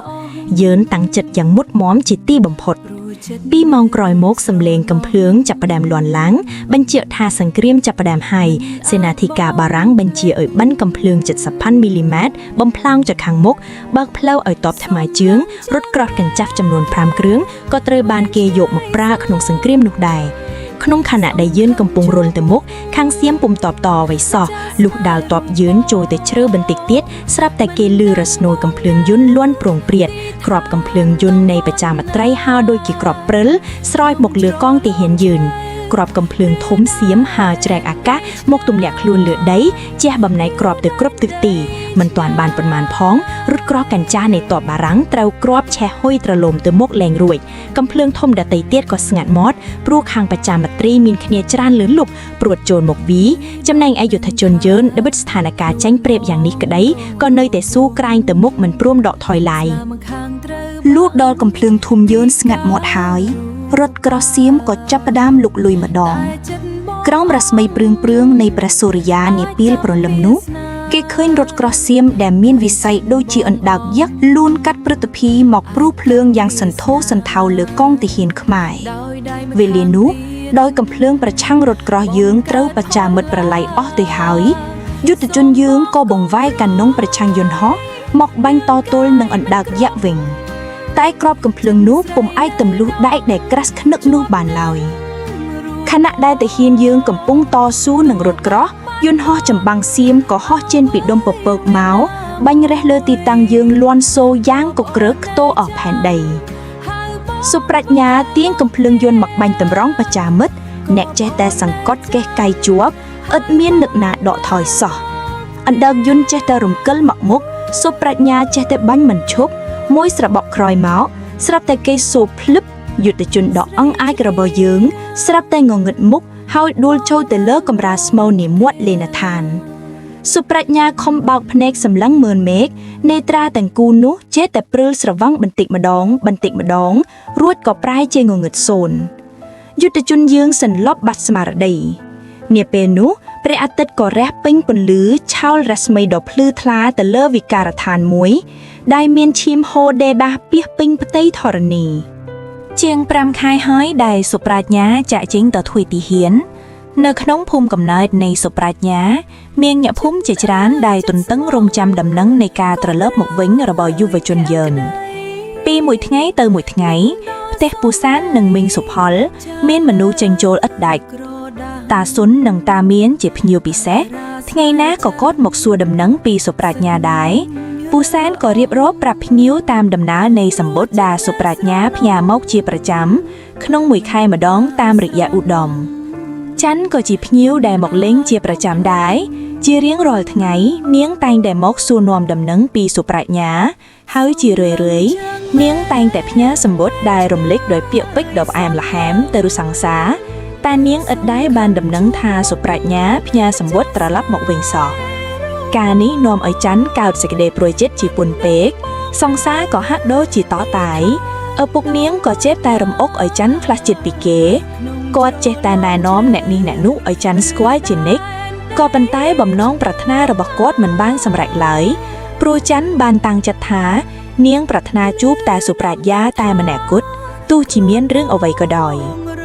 ប៉ុន្មានថ្ងៃកន្លងមកនេះសូរសំឡេងកំភ្លើងតូចធំលន់ពីជ័យដែនមកឥតដាច់សារព័ត៌មានទាំងឡាយក៏ប្រជែងគ្នាផ្សាយពីសភាពនឿព្រំដែនដំណឹងតែគេបានឮសុទ្ធតែជាដំណឹងដែលនន់នៅសេចក្តីទុក្ខសោកមួយថ្ងៃគេឮសូរតែសំឡេងសង្គ្រាមថ្ងៃណាក៏មានដំណឹងថាមានមនុស្សស្លាប់និងរបួសដែរបាត់ដំបងសេរីសោភ័ណ្ឌប៉ោយប៉ែតជាតំបន់ដែលរងគ្រោះញឹកញាប់ជាងគេរឿងដែលគួរឲ្យសោកសៅទៀតនោះគឺដំណឹងនៃការបរាជ័យផ្ទួននៃកងយោធាខ្មែរដែលដឹកនាំដោយបារាំងដែលធ្វើឲ្យច័ន្ទនិងអ្នកឯទៀតកើតសេចក្តីបារម្ភក្រៃលែងចំពោះសុខទុក្ខនៃសុប្រាជ្ញាល្ងាចមួយនោះក្រោយពីស្រូចដំណាំក្រោយផ្ទះហើយពូសានក៏មកអង្គុយលេងជាមួយតាស៊ុននិងតាមានដែលជាភ្ញៀវប្រចាំនៅផ្ទះគាត់ជនទាំង3អង្គុយពិសាតែនិងជជែកគ្នាពីនេះពីនោះនៅលើគ្រែចាស់មួយនៅខាងមុខផ្ទះបានមួយសន្ទុះស្រាប់តែមានឡានមួយគ្រឿងបើកចូលមកឈប់នៅត្រង់មុខផ្ទះរបស់គាត់លុះចតស្រួលបួលហើយយុវជនម្នាក់ដែលគេធ្លាប់ស្គាល់ពីមុនមកក៏ចុះពីលើឡានមកធ្វើគារវកិច្ចចំពោះម្ចាស់ផ្ទះដោយទឹកមុខស្ងប់ស្ងាត់ជម្រាបសួរពូក្មួយឧត្តមលើកដៃថ្វាយព្រះលោកពូអ្នកមីងអញ្ជើញទៅណាហើយមីងឯងគេនៅខាងលើផ្ទះឯណោះម៉ាយវាពូសានស្រែកឲ្យប្រពន្ធរំពេចនោះគេឃើញមីងសុខលចុះមកពីលើផ្ទះគាត់ក្រឡេកឃើញឧត្តមភ្លាមក៏ប្រញាប់មករាក់ទាក់ព្រោះយុវជននេះតែងនាំដំណឹងពីកូនប្រុសគាត់មកជានិច្ចអូក្មួយឧត្តមទេឬអញ្ជើញអង្គុយលេងសិនក្មួយបាទមីងមិនអីទេឧត្តមតបដោយទឹកមុខស្មើគេស្ងាត់មួយសន្ទុះទើបនិយាយបន្តទៀតខ្ញុំមកលើកនេះគឺមានដំណឹងមួយមកប្រាប់ពូមីងដំណឹងអ្វីដែរទៅក្មួយពូសានសួរដោយប្រាយទឹកមុខបន្តិចឧត្តមដកដង្ហោងធំរួចឧធានមួយម្សិលមិញនេះនៅជាដែនមានការប្រយុទ្ធគ្នាខាងខ្មែរយើងបានបរាជ័យក្នុងនោះទាហានខ្មែរយើងបានស្លាប់និងរបូរអស់មួយភាគធំឮពាក្យនេះភ្លាមមីងសុផលនឹកភ័យព្រួយគាត់ប្រញាប់សួរពីដំណឹងកូនប្រុសរបស់គាត់ថាចុះសុប្រាជ្ញាគេយ៉ាងម៉េចទៅឲ្យក្មួយមានទាហានយើងជាច្រើនបានបាត់ខ្លួនប្រាជ្ញាក៏ស្ថិតក្នុងចំណោមញាក់ទាំងនោះដែរយើងសង្ស័យថាគេបានពូលីទៅហើយឧត្តមតបដោយទឹកមុខស្ងប់ស្ងួតចប់ប្រយោគនេះភ្លាមមីងសុផលប្រែទឹកមុខជាស្លន់ស្លោយ៉ាងខ្លាំងគាត់ស្ទុះទៅទាញដៃឧត្តមហើយឧធានដោយសំឡេងដាច់ព្រោះសេចក្តីទុក្ខកំពុងគ្របដណ្ដប់លើគំនិតគាត់ថាម៉េចសុប្រាជ្ញាស្លាប់ហើយមិនពិតទេក្មួយកុំកុហកមីងណាក្មួយឯងនិយាយនេះជាការពិតមែនទេពូសានជជីកសួរឧត្តមក៏តបដោយសម្ដីមួយបាទពូសុប្រាជ្ញាពិតជាបាត់ខ្លួនមែនតែការស្លាប់របស់គេជាការពិតឬយ៉ាងណានោះយើងមិនទាន់អាចសន្និដ្ឋានបានជាក់លាក់ទេសូមពូនិងមីងស្លាប់អារម្មណ៍សិនចុះពូសានមានទឹកមុខស្មាគាត់លើកដៃឡើងសំពះបួងសួងដល់ទេវតាសូមគុណបុណ្យដែលខ្ញុំបានសាងទាំងឡាយជួយបីបាច់ថែរក្សាកូនសុប្រាជ្ញាឲ្យបានរួចផុតពីគ្រោះថ្នាក់ផងតាស៊ុននិងតាមានក៏ទម្លាក់ពេងតាយចុះហើយងាកមកបួងសួងដែរសូមបារមីវត្ថុស័ក្តិសិទ្ធិនិងទេវតាដែលគ្រប់គ្រងទឹកដីនេះជួយថែរក្សាចៃឲ្យបានសុខផងស្ថិតក្នុងបរិការដ៏ពោពេញទៅដោយទុក្ខព្រួយព្រះអាទិត្យក៏រំកិលខ្លួនផុតទៅបន្សល់នៅរស្មីពណ៌ក្រហមទុំហាក់ដូចជាចង់ជួយរំលែកនៅសេចក្តីទុក្ខរបស់គ្រួសារពូសានដែរសត្វបក្សីទាំងឡាយក៏ហើរចូលសម្បុកដោយស្ងៀមស្ងាត់ទុកឱកាសឲ្យព្រះសូរិយាទាញពន្លត់នៅកាំរស្មីរបស់ខ្លួនម្ដងមួយរហូតសូញអស់ពីលើលោកនេះទៅ ជាឱកាសមួយដែលធម្មជាតិចាប់ផ្ដើមក្រាលនៅស្បៃរាត្រីដែលក្រាស់ខឹកដោយភាពអន្តាការមកលើទ្វីបលោកនេះម្ដងពន្លឺចង្គៀងដែលភ្លឺភ្លុងភ្លុងចេញពីក្នុងផ្ទើអ្នកភូមិមកហាក់ដូចជាបង្កប់នៅសេចក្តីទុក្ខដ៏មានទម្ងន់ដំណឹងនៃការបាត់ខ្លួនរបស់សុប្រាជ្ញាបានសាយភាយស្ទើរតែពេញភូមិត្រពាំងរុនទៅហើយគ្រប់ទីកន្លែងគេឮសូរសំឡេងបន់ស្រន់សូមឲ្យយុវជនដ៏ល្អម្នាក់នេះរួចផុតពីសេចក្តីគ្រោះថ្នាក់ក្នុងចំណោមនៃអ្នកដែលកំពុងមានសេចក្តីទុក្ខព្រួយទាំងនោះយើងប្រកាសជាមិនភ្លេចទេនៅយុវតីម្នាក់ដែលមានសេចក្តីស្នេហាដ៏ជ្រាលជ្រៅចំពោះសុប្រាជ្ញានោះគឺច័ន្ទនាពេលនេះច័ន្ទកំពុងតែសំងំក្នុងបន្ទប់យំសសឹកដំណក់ទឹកភ្នែកហូរចាក់កែវភ្នែកដ៏ថ្លារួចស្រោចស្រូបលើផែនថ្ពាល់ដ៏រលោងទឹកមុខច័ន្ទពោពេញទៅដោយសេចក្តីទុក្ខព្រួយនាងគិតតែពីយំទោះជាម្ដាយនាងខំលួងលោមយ៉ាងណាក៏នៅតែមិនឈប់នាងយំរហូតភ្លេចបាយភ្លេចទឹកយំរហូតដល់គេងលក់អ៊ីតដឹងខ្លួនក្នុងរាត្រីដ៏ស្ងប់ស្ងាត់នោះទៅក្រោយថ្ងៃ16មករាស្នូកំភ្លៀងនៅជាដែនហាក់ដូចជាស្ងប់ស្ងាត់ជាងមុនប៉ុន្តែស្ថានភាពបែរជាវិវត្តលឿនយ៉ាងរហ័សទ័ពសៀមបានវាយច្រានទ័ពឥណ្ឌូចិនឲ្យដកថយហើយចូលមកដែនដីខ្មែរយើងជាច្រើនតំបន់4ថ្ងៃបន្ទាប់ជប៉ុនដែលជាបងធំនៃអាស៊ីអាគ្នេយ៍បានចូលខ្លួនមកធ្វើជាអាជ្ញាកណ្ដាលកាត់ក្តីបញ្ចប់ចំនួននេះដោយស្ថានភាពចាញ់ប្រៀបបារាំងដែលជាអាណាព្យាបាលនៃយឿនមិនមានក្អកក្រហមតបអីសោះប្រទេសទាំងសងខាងបានធ្វើកតិកាផ្អាកសង្គ្រាមមួយរយៈ4ខែកន្លងផុតទៅគឺនៅថ្ងៃទី9ឧសភាឆ្នាំ1941រយៈពេល15ថ្ងៃក្រោយការចូលប្រទីវាំងគុតនៃព្រះករុណាព្រះបាទសម្ដេចព្រះស៊ីសុវត្ថិមុនីវង្សគូភាគីទាំងសងខាងបានចុះហត្ថលេខាលើសន្ធិសញ្ញាមួយដែលហៅថាសន្ធិសញ្ញាក្រុងតូក្យូសម្រាប់ឲ្យកម្ពុជាប្រគល់ខេត្តបាត់ដំបងសៀមរាបស្ទឹងត្រែងកំពង់ធំខេត្តព្រះវិហារនិងប្រាសាទព្រះវិហារបច្ចុប្បន្នឲ្យទៅសៀមគ្រប់គ្រងដែលគិតជាផ្ទៃដីរួមទាំងកម្ពុជានិងឡាវត្រីសៀមបំពេញយកអស់ 7,000 គីឡូម៉ែត្រការ៉េត្បិតថាសង្គ្រាមបានផ្អាកពិតមែនប៉ុន្តែសង្គ្រាមបានបន្សល់ស្លាកស្នាមដ៏ខ្លោចផ្សានៅក្នុងចិត្តរបស់ប្រជាជនខ្មែរគ្រប់រូបក្នុងសង្គ្រាមដ៏បង្ហិនបង្ហូចយុទ្ធជនទាំងឡាយដែលស្នេហាជាតិហើយមានឆន្ទៈចង់ការពារទឹកដីរបស់ខ្លួនបែរជាត្រូវពូលីជីវិតប្រជារាស្ត្រស្លូតត្រង់ជាច្រើនត្រូវបាត់បង់ជីវិតខ្លះត្រូវរត់ចោលលំនៅឋានព្រោះសង្គ្រាមប្រជារាស្ត្រជិតកន្លះលាននាក់ត្រូវប្រែក្លាយជាជនបរទេសលើទឹកដីខ្លួនឯងនេះក៏ព្រោះតែសង្គ្រាមនិងភាពអសមត្ថភាពរបស់អ្នកដឹកនាំបណ្ដោយឲ្យបរទេសគ្រប់គ្រងនិងកាច់ចង្កូតវាសនាប្រទេសជាតិតាមអំពើចិត្តប្រទេសដែលមានវប្បធម៌ស្រដៀងគ្នាភាសាស្រដៀងគ្នាទាំងធ្លាប់ជាបងប្អូនគ្នាពីមុនមកផងនោះកັບសម្រាប់គ្នាឯងឥតឈប់ឯខ្មែរយើងដែលធ្លាក់ខ្លួនដុនដាបជាយូរមកហើយក៏ត្រូវចាញ់ក្រមដៃសៀមដែលធ្លាប់ជាសារមន្ត្រារុតរបស់ខ្លួនជាច្រើនលើកច្រើនសាររឿងនេះបានคล้ายជាដំបៅមួយដែលដកជាប់ក្នុងទ្រូងញាក់ស្នេហាជាតិខ្មែរគ្មានថ្ងៃរសាយឡើយក្នុងឆ្នាំនោះក្រោយពីបាត់បង់ព្រះរាជាយើងក៏ត្រូវកោតសេចក្តីឈឺចាប់ព្រោះបាត់បង់ទឹកដីទៀតសេចក្តីទុក្ខនេះពិតជាមានទំហំធំធេងណាស់បន្ថែមពីលើសេចក្តីទុក្ខនៃការសោយទីវង្គតរបស់ព្រះមហាក្សត្រនិងសេចក្តីព្រោះបាត់បង់ទឹកដីគ្រួសារពូសានត្រូវជួបនឹងទុក្ខដ៏ធំមួយទៀតតាក់ទងនឹងការបាត់ខ្លួនរបស់សុប្រាជ្ញាជាង4ខែកន្លងទៅហើយឧត្តមមិនទាន់បានបដូរតំណែងថ្មីអ្វីសោះឡើយពន្លឺនៃសេចក្តីសង្ឃឹមហាក់ដូចជាមានតិចតួចណាស់ចំណែកច័ន្ទនាងក៏កំពុងតែរងសេចក្តីទុក្ខណាស់ដែរក្រោយបានដឹងដំណឹងបាត់ខ្លួនរបស់សុប្រាជ្ញាច័ន្ទប្រែក្លាយជានារីម្នាក់ដែលស្រគត់ស្រគំមិនសូវនិយាយស្ដីទឹកមុខនាងពោពេញទៅដោយទុក្ខព្រួយមួយថ្ងៃនាងរងចាំតែដំណឹងត្រឡប់មកវិញរបស់សុប្រាជ្ញានាងខំបួនស្រន់ដល់វត្ថុស័ក្តិសិទ្ធិឲ្យជួយរក្សាគេតែជាង4ខែទៅហើយឥតបានដំណឹងអ្វីត្រឡប់សោះចំណែកពូចាមគាត់បែរជាសប្បាយចិត្តផ្លាយទៅវិញក្នុងកំឡុងពេល4ខែនេះគាត់តែងតែណែនាំមនុស្សប្រុសឲ្យច័ន្ទស្គាល់ជានិច្ច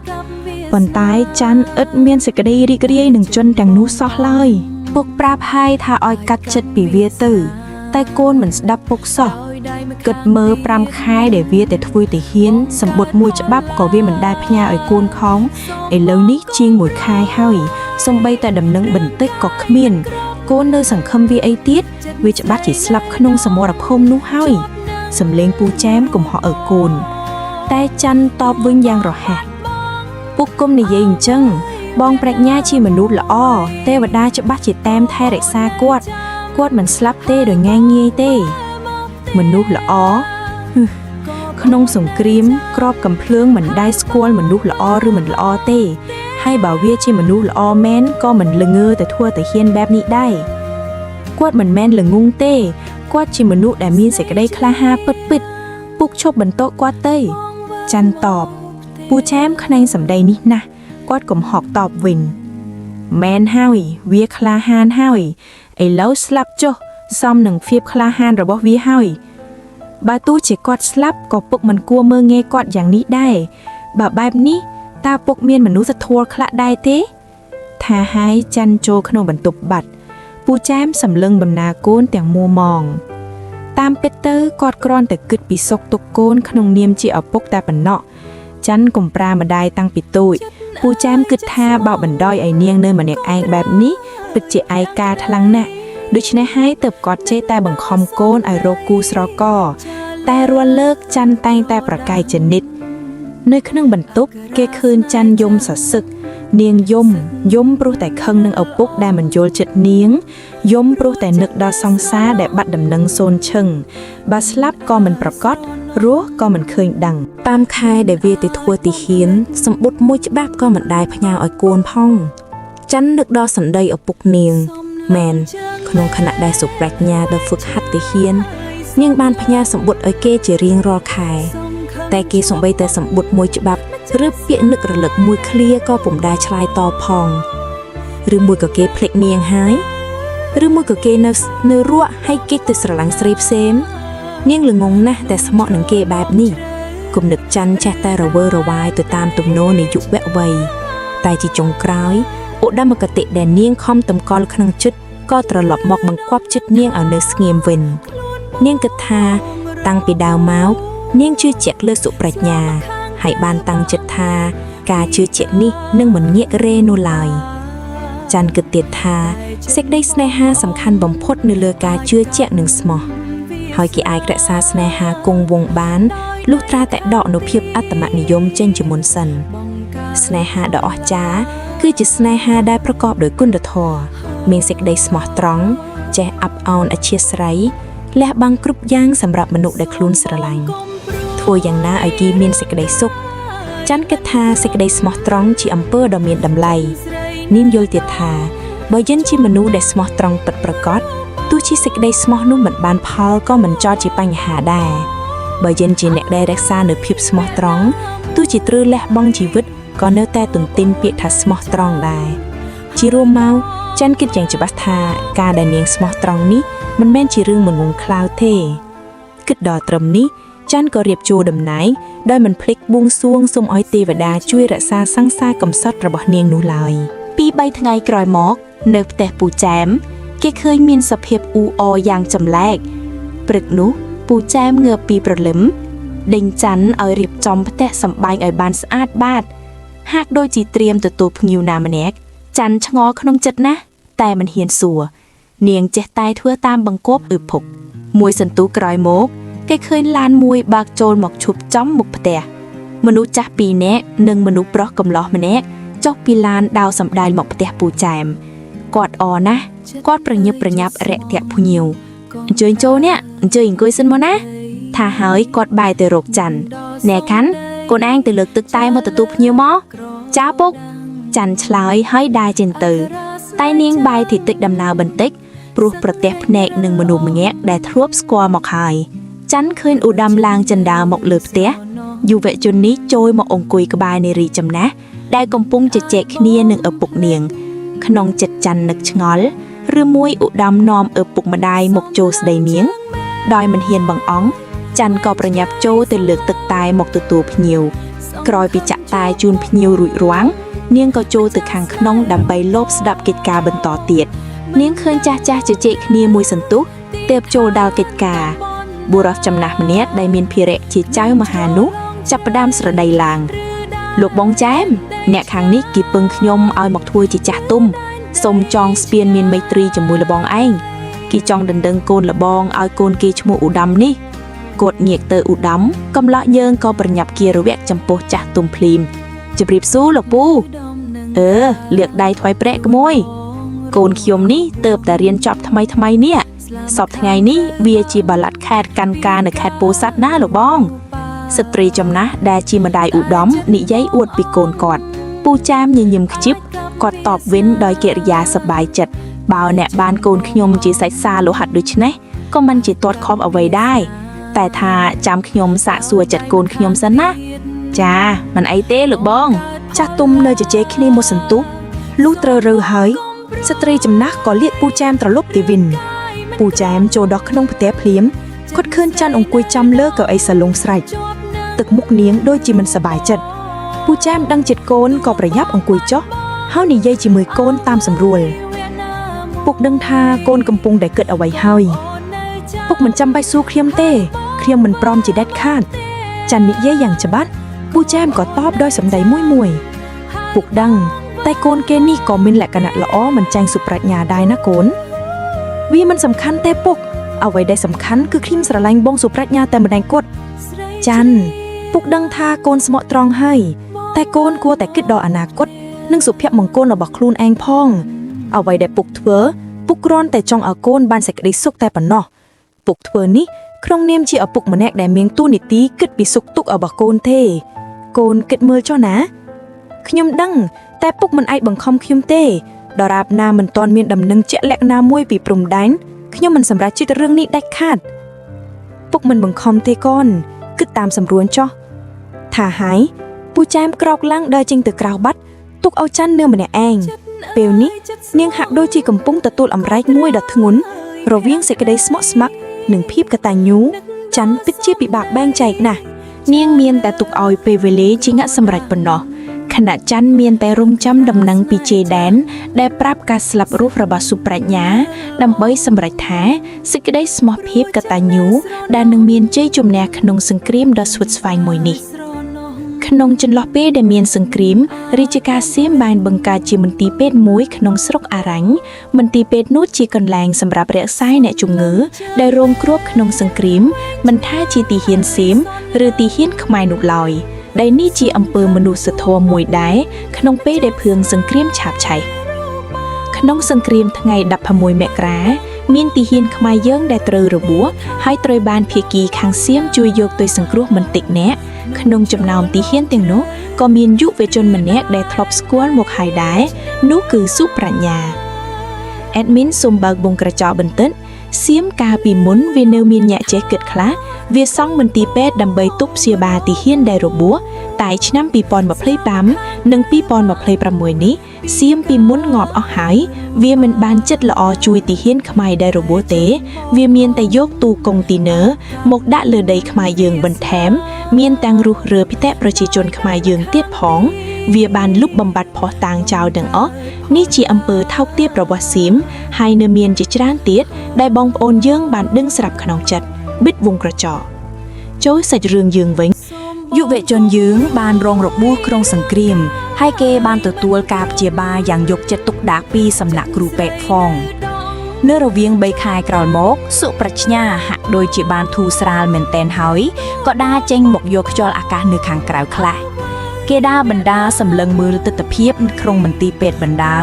កំឡោះយើងគិតដល់ការយកចិត្តទុកដាក់នៃក្រុមគ្រូពេទ្យឃើញថាមានការរាក់ទាក់យ៉ាងគប់ប្រសាណាស់ក៏ប៉ុន្តែសេចក្តីរាក់ទាក់នេះពុំបានធ្វើឲ្យដួងចិត្តកំឡោះយើងរំជើបរំជួលណាស់ណាឡើយក្នុងចិត្តនៃយុវជនយើងគេគឺជាអ្នកស្នេហាជាតិដ៏មោះមុតម្នាក់កាលបើគេដឹងថាជាតិខ្មែរត្រូវបាត់បង់ទឹកដីឲ្យសត្រូវសេចក្តីទុក្ខក្នុងទ្រូងគេក៏កាន់តែរីកធំឡើងទៅទៀតល្បិតថាជនជាតិសៀមបានជួយមើលថែទំនុកបម្រុងក៏ពិតមែនតែនេះជាការធម្មតាប៉ុណ្ណោះព្រោះថាបើមានទាហានសៀមត្រូវរបួសក៏ពេទ្យខ្មែរជួយថែរក្សាយ៉ាងនោះដែរក្នុងចិត្តយុវជនយើងនឹកស្រណោះដល់មាតុភូមិដ៏កំសត់ដែលត្រូវធ្លាក់ខ្លួននៅក្រោមអាណានិគមនៃបរទេសហើយត្រូវសត្រូវក្បែរខ្លួនរំលោភយកទឹកដីបានទៀត ការរាប់អានការរាក់ទាក់ជាមួយជនជាតិសៀមទាំងឡាយសុប្រាជ្ញាក៏ធ្វើឲ្យតែសមគួរប៉ុណ្ណោះគ្មានមនោសញ្ចេតនាអ្វីនោះទេតែក្នុងចំណោមនៃជនជាតិសៀមទាំងនោះសុប្រាជ្ញាក៏បានរាប់អានជាមួយគិលានបុត្ថាយិកាម្នាក់ដែរនាងឈ្មោះផាន់ម៉ៃជាជនជាតិសៀមតែមានដើមកំណើតខ្នាយនៅសុរិន្ទដែលនាងឧស្សាហ៍ឡើងចុះសួរសុខទុក្ខយុវជនយើងជាញឹកញាប់និងយល់ថានាងមានឈាមជ័រជាខ្មែរហើយចេះភាសាខ្មែរងាយទំនាក់ទំនងផងនោះប្រាជ្ញាក៏ប្រស្រ័យតាក់ទងជាមួយនាងដើម្បីងាយស្រួលដោះស្រាយក្នុងពេលមានការចាំបាច់ម្ដងម្កាលដែរទំនាក់ទំនងដ៏ស្និទ្ធស្នាលនោះគ្រាន់តែជាការគួរសមក្នុងចិត្តយុវខ្មែរទេតែបានដុសពន្លកគំនិតថ្មីមួយក្នុងចិត្តយុវនារីសៀមរាត្រីនោះជាថ្ងៃ15កើតនៅលើមេឃដួងព្រះច័ន្ទរះបញ្ចេញរស្មីដ៏ត្រចះត្រចង់អមដោយដួងតារាទាំងឡាយដ៏ច្រើនផងសុប្រញ្ញាអង្គុយក្នុងសួនច្បារសម្លឹងមើលច័ន្ទដែលពេញវង់យុវជនយើងហាក់ដូចជាមានអារម្មណ៍ថាស្រងេះស្រងោចកណ្ដោចកណ្ដែងគេនឹកដល់ស្រុកកំណើតនឹកដល់ឪពុកម្ដាយនឹកដល់នារីជាទីស្នេហាដែលបានឃ្លាតឆ្ងាយគ្នាអស់កាលជាយូរមកហើយសុប្រាជ្ញាទាញសម្បុត្រដែលច័ន្ទសរសេរឲ្យមកមើលវិញម្ដងដោយសេចក្តីរលឹកសម្បុត្រនេះកំឡោះយើងដាក់ជាប់ខ្លួនរហូតហើយកិលានុបដ្ឋាយិកាដែលរក្សាជំងឺគេក៏យកទុកដាក់ឲ្យយ៉ាងស្រួលបួលដែរក្រដាសសម្បុត្រនោះប្រាយជាពណ៌ត្នោតហើយមានប្រឡាក់ឈីមផងប៉ុន្តែអត្ថន័យសេចក្តីវាមិនបានរលុបទេច័ន្ទមួយដួងនេះនឹងរះរងចាំបងត្រឡប់មកវិញឃ្លាចុងក្រោយដ៏មានអត្ថន័យនេះបានញ៉ាំងមនោគតិនៃយុវជនយើងឲ្យចូលជន់ទៅរកអារម្មណ៍មួយដែលបរិបូរដោយសេចក្តីទុក្ខភ្លាមសុប្រាជ្ញារងចាំតែថ្ងៃដោះដូរឆ្លើយសឹកមកដល់នឹងអាវបាំងត្រឡប់ទៅមាតុភូមិវិញក្នុងខណៈដែលយុវជនយើងកំពុងអណ្ដែតអារម្មណ៍ក្នុងមនោគតិដ៏វែងអន្លាយនោះសំឡេងម៉ានវីម្នាក់បាងលាន់ឡើងបងមិនទាន់ចូលសម្រាប់ទេឬអូនៅទេហើយចុះផាន់ម៉ៃវិញខ្ញុំយកភេសជ្ជៈខ្លះមកជូនបងតែមិនឃើញបងនៅកន្លែងខំដើររកបងបាយជាមកឃើញបងនៅទីនេះវិញថាហើយនាងហុចកែវមួយដែលមានទឹកក្រូចច្របាត់ឲ្យគេផងសុប្រាជ្ញាទទួលហើយពោលតបវិញអរគុណណាស់ជួនជាយប់នេះមានព្រះច័ន្ទពេញវងខ្ញុំក៏ចេញមកមើលទៅខ្ញុំមើលទៅបងដូចជាកំពុងមានទុក្ខព្រួយមួយយ៉ាងនៅក្នុងចិត្តត្រូវហើយសុប្រាជ្ញាតបដោយស្ងប់ស្ងាត់ក្នុងចិត្តខ្ញុំកំពុងតែនឹកដល់ស្រុកកំណើតជាខ្លាំងនៅទីនេះទទួលរយៈដួងមិនគ្រប់គ្រាន់ទេមែនទេអត់ទេផាន់ម៉ៃគ្រប់គ្រាន់ណាស់ហើយតែលើលោកនេះអត់មានទីកន្លែងណាដែលគួរឲ្យចង់រស់នៅជាងស្រុកកំណើតយើងឡើយបើទោះជាទីនោះមិនរីកចម្រើនឬគ្រោះថ្នាក់យ៉ាងណាក៏ខ្មុំនៅតែនឹកនាជានិច្ចមនប់តបដោយញញឹមស្ងួតផាន់ម៉ៃក៏ស្រដីសងមកបឹងដោយរហ័សដែរមើលទៅបងមិនត្រឹមតែនឹកដល់ស្រុកកំណើតទេប្រហែលជានឹកដល់នារីណាម្នាក់ផងក៏មិនដឹងមិនក៏ផាន់ម៉ៃដឹងខ្ញុំថាលេងទេតាមមើលបងប្រហែលជានឹកម្ចាស់សម្បុត្រនេះហើយទើបបានជាកាន់សម្បុត្រហើយអណ្ដាតអណ្ដួងបែបនេះនាងនិយាយធ្វើហេសុប្រាជ្ញាក៏តបដោយមុខស្ងួតផាន់ម៉ៃនិយាយត្រូវហើយតាមពិតខ្ញុំពិតជានឹកម្ចាស់សម្បុត្រនេះមែនតើគេជាអ្នកណាទៅគេជានារីម្នាក់ដែលកំពុងរងចាំខ្ញុំត្រឡប់ទៅវិញនាងជាមនុស្សដែលបងស្រឡាញ់មែនទេបាទត្រូវហើយ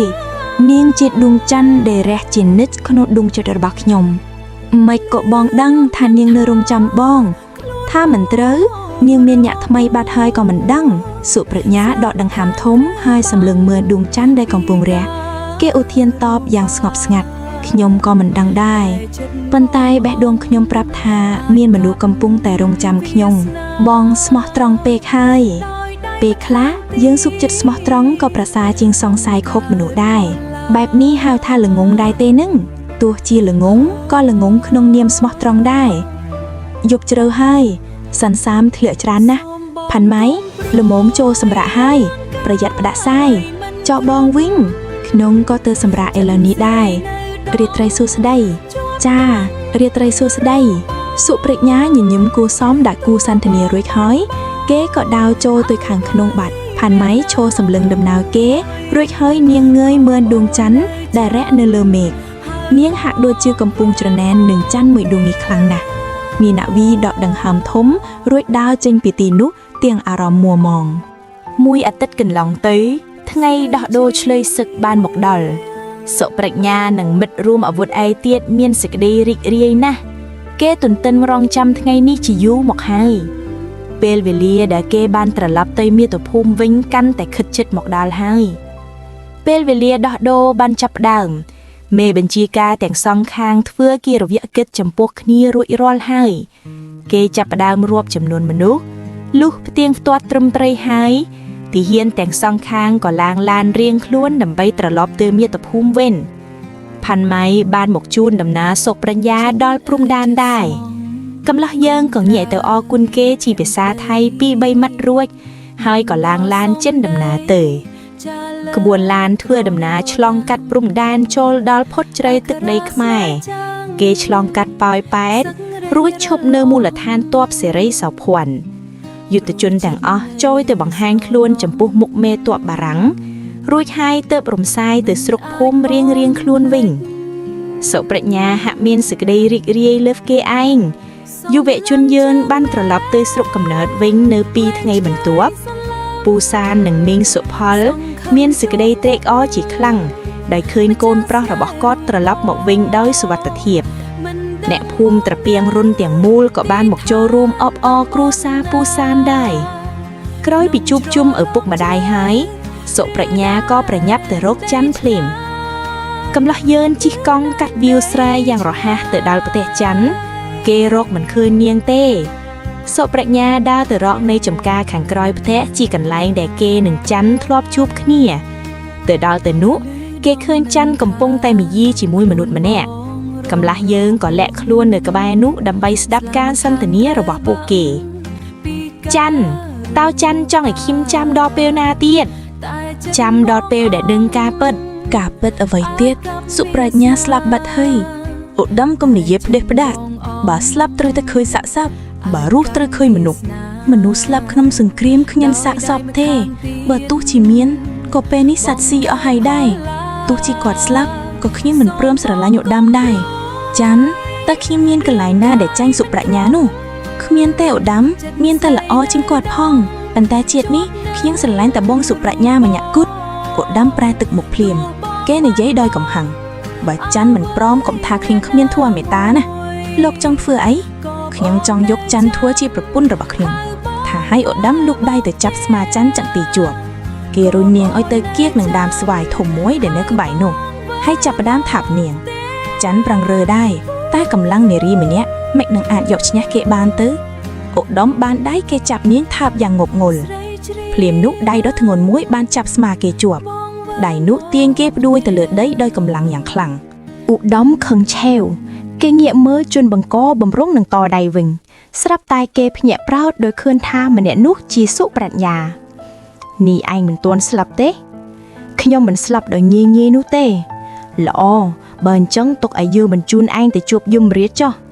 ឧត្តមដកកំបិតពីចង្កេះខោបំរុងរុនសម្ដៅចុងដង្ហើមសុប្រាជ្ញាតែយុវជនដែលធ្លាប់វឹកហាត់ក្បួនទាហានយ៉ាងស្ទាត់ជំនាញ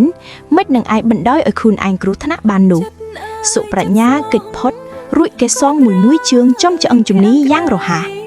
ឧត្តមដួលស្រប៉ាបទៅដីស្របពេលដែលពូចែមនិងញ៉ាភូមិឯទៀតចូលមកដល់ផុតគ្រោះថ្នាក់ច័ន្ទស្ទុះទៅរកឪពុកភ្លាមនាងរៀបរាប់ហេតុការណ៍ទាំងអស់ប្រាប់ឪពុកពូចែមមិនមកកូនប្រគល់កិច្ចការបន្តឲ្យប៉ូលីសភូមិដែលទៅតែមកដល់ដែរបុរសចំណាស់មិនភ្លេចងាកមកអរគុណសុប្រាជ្ញាទេពូអរគុណឯងហើយណាប្រាជ្ញាបាទពូមិនអីទេបើឯងជ្រុលជាមកវិញទៅហើយគិតគូជាមួយច័ន្ទអរហៈទៅពូចែមនិយាយច័ន្ទអៀនណាស់នាងទាញដៃឪពុកពុកយ៉ាងម៉េចក្រែងឯងនឹកគេរាល់ថ្ងៃមែនទេឥឡូវគេមកដល់ហើយបើមិនឆាប់រៀបចំទេតិចហួសពេលទៀតច័ន្ទរឹតតែអៀនថែមទៀតមុខនាងឡើងក្រហមនាងអោនមុខជ្រុកនាងមិនភ្លេចក្រឡេកមើលមុខសង្សារនាងទេសុប្រាជ្ញាមិនមាត់គេទាញកាយនាងមកអោបយ៉ាងកក់ក្ដៅពូចែមញញឹមឬគាត់នាំអ្នកភូមិចេញពីទីនោះទៅទុកឲ្យគូសង្សារទាំងពីរសាសងគ្នាដោយសេចក្តីនឹករលឹក មួយអាទិត្យក្រោយមង្គលការច័ន្ទនិងសុប្រាជ្ញាបានផារប់ឡានយ៉ាងកក្រឹកក្រែងព្រមជាមួយការអបអរសាទរពីអ្នកភូមិត្រពាំងរុនទាំងអស់គូស្វាមីភរិយាទាំងពីរញញឹមបិទមាត់មិនជិតទេមួយខែបន្ទាប់សុប្រាជ្ញាត្រូវបានរាជការតែងតាំងជាចៅវៃស្រុកបន្ទាយស្រីគេបាននាំច័ន្ទទៅរស់នៅទីនោះហើយប្រើចំណេះវិជ្ជានិងសមត្ថភាពរបស់គេដឹកនាំអ្នកស្រុកឆ្ពោះទៅរកភាពរីកចម្រើននិងសុភមង្គលយ៉ាងត្រជាក់ត្រចង់សុប្រាជ្ញាបាននាំអ្នកស្រុកកសាងសាលាមួយដែលមានឈ្មោះថាសាលាសាមគ្គីដើម្បីជាថ្នាលបណ្ដុះបណ្ដាលក្មេងៗក្នុងស្រុកឲ្យបានរៀនសូត្រចេះដឹងហើយច័ន្ទក៏បានស្ម័គ្រចិត្តធ្វើជាគ្រូបង្រៀននៅសាលានេះដែរ5ឆ្នាំក្រោយគឺនៅថ្ងៃទី17ខែវិច្ឆិកាឆ្នាំ1946ក្រោយពីជប៉ុនចាញ់សង្គ្រាមសៀមបានប្រគល់ទឹកដីទាំងប៉ុន្មានឲ្យមកខ្មែរវិញពេលនោះសង្គ្រាមបានបញ្ចប់ទឹកដីខ្មែរដែលបាត់បង់ក៏បានមកខ្មែរវិញប្រទេសជាតិហាក់រួចផុតពីពពកខ្មៅបានឃើញពន្លឺព្រះអាទិត្យជាមុនបន្តិចត្បិតថាមិនទាន់រួចពីនឹមអាណានិគមក៏ដោយក្តីសុប្រាជ្ញារីករាយនឹងសន្តិភាពណាស់ហើយគេផ្ដេជាប្រើប្រាស់ពេលវេលាក្នុងសន្តិភាពនេះជួយអភិវឌ្ឍប្រទេសដោយយកចិត្តទុកដាក់បំផុតព្រោះថាសន្តិភាពនិងសង្គ្រាមគឺមិនទៀងទេសភាវៈទាំងពីរនេះតែងតែផ្លាស់វេនគ្នាដូចយប់និងថ្ងៃក្លិនក្រអូបនៃផ្កាម្លិះនិងផ្កាណាគ្រីដែលរីកក្នុងសួនច្បារបានរសាត់កាត់លំហអាកាសដ៏ត្រជាក់ស្រេកញៀបទៅប៉ះនឹងច្រមុះនៃជនទាំងពួងក្រោមបរិយាកាសដ៏ល្អស្អាតនៃសក្តិរដីគេឃើញមានគូស្នេហ៍មួយគូអង្គុយទន្ទឹមគ្នាលើវាលស្មៅដ៏ល្វឹងល្វើយទុកមុខពួកគេពោពេញទៅដោយស្នាមញញឹមហើយខ្សែចក្ខុពួកគេសម្លឹងឆ្ពោះទៅរកអគារឈើមួយខ្នងដែលមានជញ្ជាំងឈើដ៏រឹងមាំនិងមានដំបូលប្រក់ក្បឿងក្រហមឆ្អិនឆ្អៃអគារនោះគេមានដាក់ស្លាកសម្គាល់ថាសាលាសាមគ្គីដែលគេបានរួមគ្នាកសាងជាមួយអ្នកភូមិបងសង្ឃឹមថាសាលានេះនឹងក្លាយជាទីកន្លែងសម្រាប់បណ្ដុះបណ្ដាលកុមារនៅភូមិយើងឲ្យទទួលបានចំណេះដឹងគ្រប់គ្នាថ្ងៃអនាគតពួកគេនឹងក្លាយជាសសរត្រង់ដ៏រឹងមាំសម្រាប់ប្រទេសជាតិឲ្យតែអ្នកភូមិយើងចេះរួបរวมគ្នាយ៉ាងនេះសាលានេះមុខជាគ្មានឧបសគ្គអ្វីមករារាំងទេហើយអូននឹងខិតខំបង្រៀនពួកគេឲ្យអស់ពីលទ្ធភាពបងជឿជាក់លើអូនហើយតែបងក៏ត្រូវជួយអូនដែរជួយរឿងអីទៅអូនគឺបងត្រូវផ្ដល់កម្លាំងចិត្តឲ្យអូនជានិច្ចមានទៅលំបាកអីបងគាំទ្រអូនរហូតនឹងហើយធ្វើអញ្ចឹងទៅល្អសុប្រាជ្ញាសម្លឹងមុខប្រពន្ធរួចនិយាយមួយច័ន្ទបងពិតជាអរគុណអូនណាស់អរគុណអូនរឿងអីវិញអរគុណដែលអូនមកទីនេះអរគុណដែលអូននៅតែស្រឡាញ់បងបើគ្មានអូនជួយជ្រោមជ្រែងបើគ្មានអូនជួយលើកទឹកចិត្តបងក៏មិនអាចតស៊ូបានរហូតមកដល់ពេលនេះដែរអូនគឺជាដួងច័ន្ទដែលរះជានិច្ចក្នុងដួងចិត្តរបស់បងពាក្យចាស់លោកថាសម្រាប់យងដីស្រីយងប្រុសអូនគ្រាន់តែបំពេញតួនាទីរបស់ខ្លួនឯងតែប៉ុណ្ណោះអូនភ្លេចមួយឃ្លាទៀតហើយនៅមានតទៀតឬប្រកាសហើយបងចេះមុខពីណាតាមដែលអូនធ្លាប់រៀនមានតែប៉ុណ្្នឹងទេនៅមានទៀតអ្វីទៅចឹងគឺពូថៅយងអស់ច្រមុះយងថ្ពាល់គ្មានទេបងឯងចេះតែថាហ្នឹងឥឡូវបងសួរអូនលើលោកនេះសំឡេងអ្វីពីរោះជាងគេគឺជាសំឡេងឃ្លុយមិនហើយអូនចូលចិត្តសំឡេងឃ្លុយតែបងថាមានសំឡេងមួយទៀតដែលពីរោះជាសំឡេងឃ្លុយទៅទៀតតើជាសំឡេងអ្វីទៅគឺសំឡេងរបស់អូនក្នុងចិត្តបងគ្មានអ្វីពីរោះជាងសំឡេងអូនទេបងចេះតែថាហើយបងនិយាយមែនតើណាសំឡេងអូនពីរោះណាស់ល្អអ៊ីងចឹងចាំអូនរអ៊ូឲ្យបងស្ដាប់រាល់ថ្ងៃចាំមើលបងនៅថាពីរោះទៀតអត់ច្បាស់ជាពីរោះយីនៅពីរោះទៀតប្រកាសហើយចឹងបងសួរមួយទៀតផ្លែអ្វីដែលទុំក្រហមជាងគេគឺផ្លែទម្លាប់ត្រូវហើយតែនៅចាញ់របបាក់មួយយ៉ាងចាញ់អ្វីទៅចាញ់ថ្ពាល់របស់អូនមើលចុះឡើងក្រហមតែម្ដងហើយបងឯងនេះឥឡូវចេះពាក្យឡែបខាយច្រើនណាស់បងចេះយូរហើយតែបងមិនដែរនិយាយអូមិនដឹងជីនិយាយជាមួយស្រីណាខ្លះហើយទេគ្មានទេអូនជាអ្នកទី1ហើយអូនមិនជឿបងទេបងនិយាយពិតមែនណាមិនជឿទេឥឡូវបងស្បត់ក៏បានសុប្រាច់ឡាលើកដៃស្ដាំឡើងបើពាក្យដែលបងនិយាយនេះជាពាក្យមិនពិតសូមឲ្យបានហើយអូននិយាយលេងទេថាហើយច័ន្ទលុកដៃទៅបិទមាត់គេតែដៃរបស់នាងត្រូវគេចាប់ជាប់ហើយគេបែរមុខសម្លឹងមុខនាងដៃកែវភ្នែកស្រទន់អូនធ្វើបាបបងយ៉ាងនេះបងត្រូវតែទាសំណងវិញហើយ ដៃរបស់អូនមិនអាចបិទមាត់បងបានទេ ថាហើយមុខរបស់គេខិតមកជិតនាងបន្តិចច័ន្ទអៀនណាស់ថ្ពរឹតតែក្រហមឡានបបោមាត់ស្ដាងរបស់នាងញ័រលឹកបើកតែមិនបញ្ចេញសំឡេងចុងក្រោយបបោមាត់ស្ដាងនោះត្រូវផ្អាប់ជាប់ដោយបបោមាត់របស់សុប្រាជ្ញាសូមទោសណាច័ន្ទបងមិនបំពេញប្រពៃណីទេបងសូមត្រឹមតែថោបអូនឲ្យអស់ចិត្តម្ដងប៉ុណ្ណោះច័ន្ទមិនមាត់ដៃនាងប្រែជាឈោងទៅអបកនាងយ៉ាងស្អិតហើយបិទភ្នែកទទួលយកស្នាមថាបដ៏កក់ក្ដៅក្រោមជំនោរខ្យល់ដ៏ត្រជាក់នៃសក្តរដូវចប់បរិបូរណ៍សូមជួយចុច Subscribe ដើម្បីទទួលបាននូវវីដេអូថ្មីៗបន្តទៀតសូមអរគុណ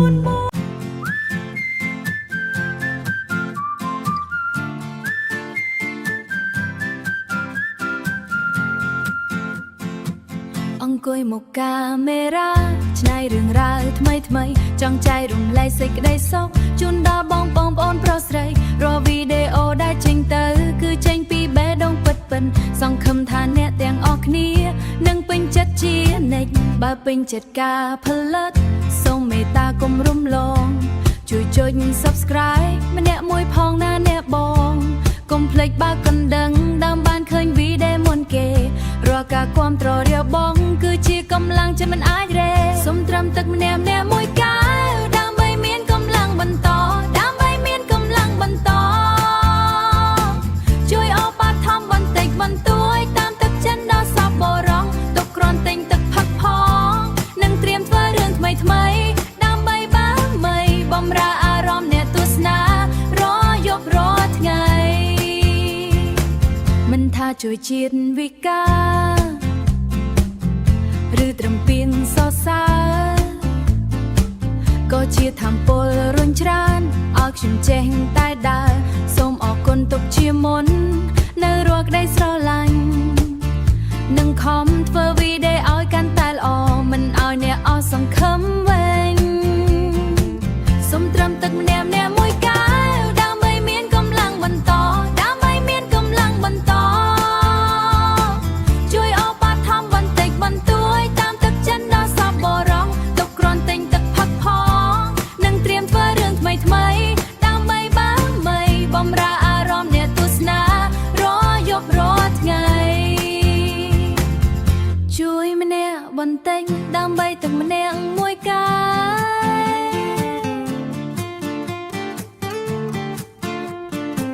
បន្តដំណើរជាមួយគ្នាកុំភ្លេចណា Subscribe ម្នាក់មួយបើតំភែម្នាក់បន្តិច